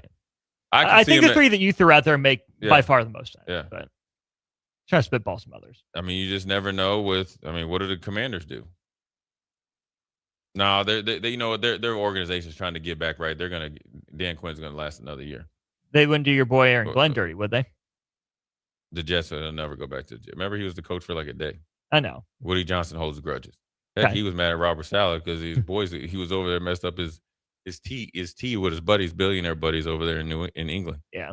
I think the Giants could see it. Young, talented roster. Yeah. Need some structure. Guys can't keep One Super Bowl's there. Mm-hmm. Familiar with the territory. Bring them back to prominence. You never really count out Dallas, but you think like Dallas and the Commanders, they'll kind of beat each other, and they're really not threats. The Giants feel like if they get the right head coach, who would you as an owner trust right now? Mayer he's not old, but he's a little older. And you say, okay, listen, I did all this, right? And you know that, right? I need a guy to come in here and bring some credibility, some toughness, and coaching. Yeah. Bill Belichick. You know, Belichick wants another shot at the Eagles. Yeah. The way Nick Foles did him dirty. Yeah. Not that Nick Foles is there anymore. And they were potentially going to hire Bill Belichick, though, at Philly. Mm-hmm. Sirianni in Philly, we need to have just like a whole show on whatever's going on down there. The love-hate relationship? Oh, man. Yeah. How A.J. Brown is still there. Yeah. There's so much to get into with Philly. And, the receiving room doesn't like the quarterback. The tight end's been mad at the quarterback until last week. Jalen Hurts is supposedly on his own program. The offensive line is banged up. Oh, are you saying Jalen Hurts is going Russell Wilson 2.0? Yeah, that's what they're saying. Oh, Jalen, no. That's what they're saying. Now, who knows where it's coming from? Who knows where it's coming from? But who do you think it's coming from? The head coach? Wide receiver room. Them dudes, they do not like. I mean, Devontae Smith said it's personal. He said it after the game. He said, "Hey man, sometimes you got to work with people that you don't like." And they were college teammates that won a national championship. No, he was talking about A.J. Brown and Jalen Hurts. Gotcha. He's like, yeah, he don't like it, but he's got to make it work. Man, Philly's got the talent, but they're a little off. Yeah. So if I'm the Giants, I think I'm Bill Belichick away. Dallas is never going to be a threat. Commanders aren't for real. I'm not sure if New York is just Bill Belichick away. They can convince themselves they are. That's what he could tell himself. Yeah, they can convince themselves. I don't think it's true. No, it's not true, but that's what he's going to. He's old. He's like, hey, man, you remember when Bill Party, he's probably bring back them old starter jackets. They'll do it all. Bring Lawrence Taylor out to the opening presser. But the only problem is if I'm North Carolina, he went in there and changed the whole deal. So whoever comes in, that's another $20 million you got to spend. Change it all back. Yeah. Take down all the plaques and all that stuff, man. That's a lot of frustration. So that's where, and his buyout is probably lower now, right? I assume so. Yeah, because it was $10 million that year. And so even if it's $10 million now, it's not that much. So anyways, we're going to take a quick break, come back, read some of your texts, put a bow on this Monday. Jay Foreman, Austin Norman. We'll be right back. Watch Old School live on Facebook, YouTube, or Twitch. Old School with Foreman and Orman on 93.7 The Ticket and theticketfm.com. If you or anyone you care about is facing a family legal matter, call Cordell and Cordell today at 1-855-GET-LEGAL or visit CordellCordell.com to schedule your consultation. There's a lot on the line in divorce. This is Joe Cordell of Cordell & Cordell, the largest family law firm in the country, with over 35 years of helping clients navigate divorce. But being big doesn't mean less personal or less local. Our attorneys live and work in your community, and as neighbors, they understand the challenges your families face. Divorce touches all areas of your life: your home, savings, retirement, and of course, kids. So when you find yourself facing divorce, you need a partner you can count on. Visit CordellCordell.com to schedule your consultation. If you or anyone you care about is facing divorce, contact Cordell and Cordell today. With over 100,000 clients served, we understand the challenges you're facing on a personal level. Call Cordell and Cordell today at 1-855-GET-LEGAL. That's 1-855-GET-LEGAL. 1221 N Street, Lincoln. It's that time of year when one episode turns into just one more season. When dessert turns into dinner. And time doesn't exist until the clock strikes midnight. Wait, what time is it? It's time to finish strong. At Planet Fitness, we're not waiting for the new year to give it everything we've got. Enjoy 24-hour access at most clubs when you join for $1 down, $15 a month, cancel anytime, and pay nothing until January 17th. Deal ends December 31st. Planet Fitness. We're all strong on this planet. See club for details. Are you looking for an exciting new way to put your skills to work? Explore new career options in the fintech industry at Currency, a Sandhills Global company. We offer full-time positions in financial sales, compliance, operations, and other fields. We also offer a 4.5-day work week, an attractive benefits package, and opportunities for advancement. Put your motivation to work and grow with us at Currency. Visit gocurrency.com/careers to learn more. Have you heard about Advanced Medical Imaging Surgery Center?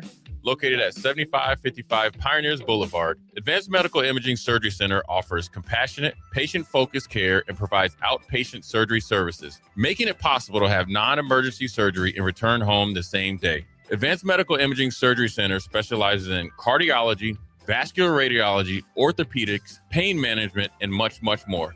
Give them a call today at 402-261-1085 or online at amimaging.com. Your Christmas list changes a lot as you get older. Dreams of video games, remote-controlled cars, and baseball gloves turn into dreams of shoes. You know, practical things. Brown's Shoe Fit is the king of shoes in Lincoln, with brands like Sorel, UGG, Brooks, Hoka, and more to make you fashionable and comfortable. Grab a new Ridge wallet or buy 3 get 1 free on Smart Wool socks for the ultimate stocking stuffer. And don't forget a reliable gift card for that hard-to-buy-for person in your life. Brown's Shoe Fit at 66th and Q in Lincoln. Ticket listeners know a dream team when they see one. At Applied Connective, we've been in the game for 20 years and have developed a team of world-class leaders in all things IT. From cybersecurity and Microsoft products to physical security, audio-video, infrastructure, business phone systems, and anything in between. We'll help you leverage technology to become your most secure, efficient, and profitable. Head to our website to check out real reviews and testimonials and sign up for a free tech consultation. We can show you where you might be vulnerable, inefficient, or overspending. It's a game changer, and it's totally free. Claim yours right now at appliedconnective.com.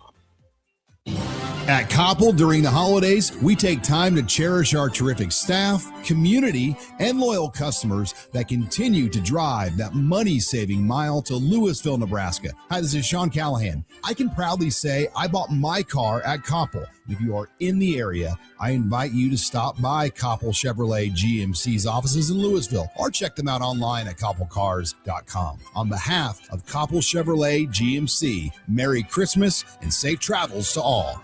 Rico here with HIS Auto Care at 70th and Van Dorn, letting you know HIS is a great place to bring your vehicle for service.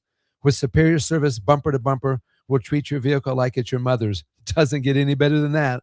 So call 402-488-8934 and HIS Auto will make you glad you did. 5% off, mention this ad, and for sure your mother will be proud you called. 402-488-8934, HIS Auto Care, 70th and Van Dorn. God bless you. The holidays are here, and there's every reason to make Tipsy Tina's Taco Cantina part of your plans. Are you heading to a Nebraska basketball game? Stop at Tipsy Tina's before or after for delicious tacos. Meeting friends for drinks for an ugly sweater get-together? Enjoy Tipsy Tina's variety of margaritas. And if you're not sure about what to get for a gift this year, Tipsy Tina's gift cards are always a great idea. Don't forget about the event space at Salt next door to Tipsy Tina's, all of them located in the Haymarket at 8th and Q. Back to Old School with Foreman and Orman on 93.7 The Ticket and theticketfm.com.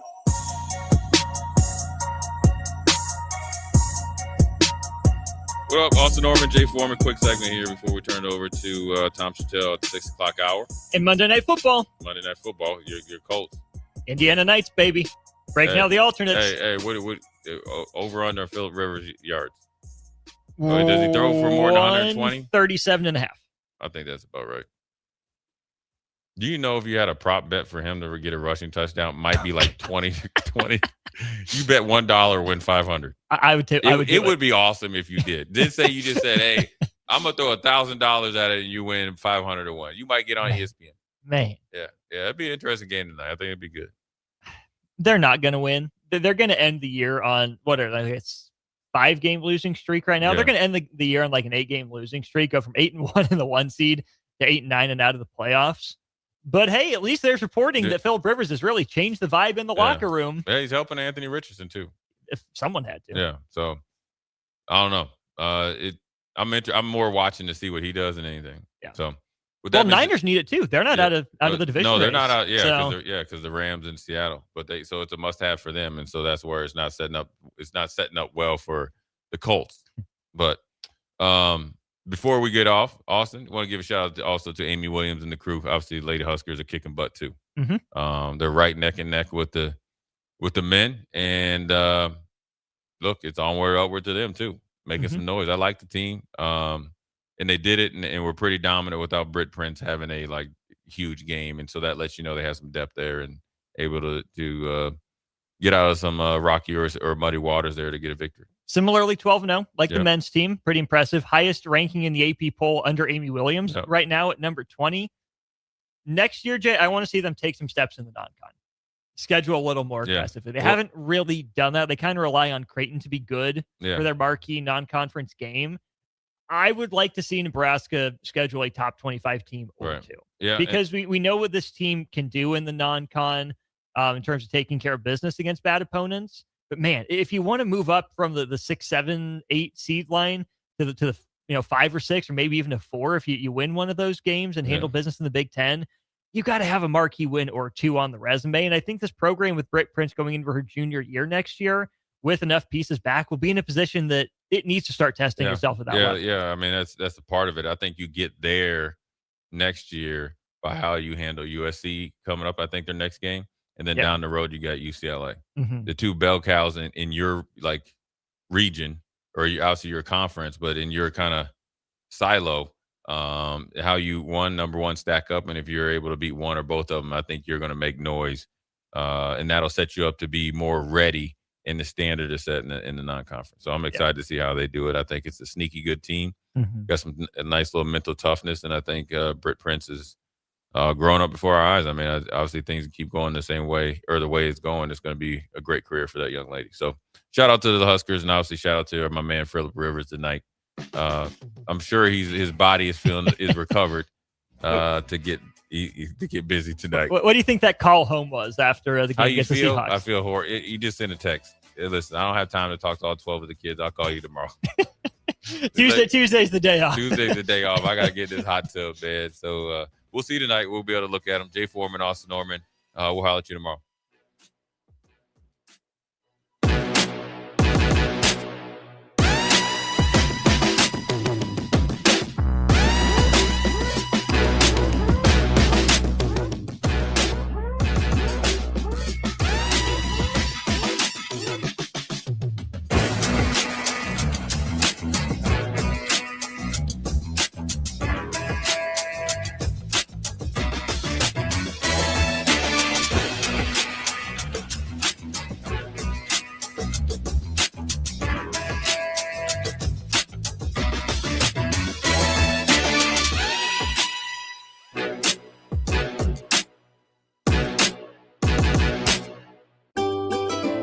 Load up on meat and more this holiday season at the Mercado by Certified Piedmontese at 84th and Havelock. Keep your eyes posted to the Mercado's social media pages for specific daily deals from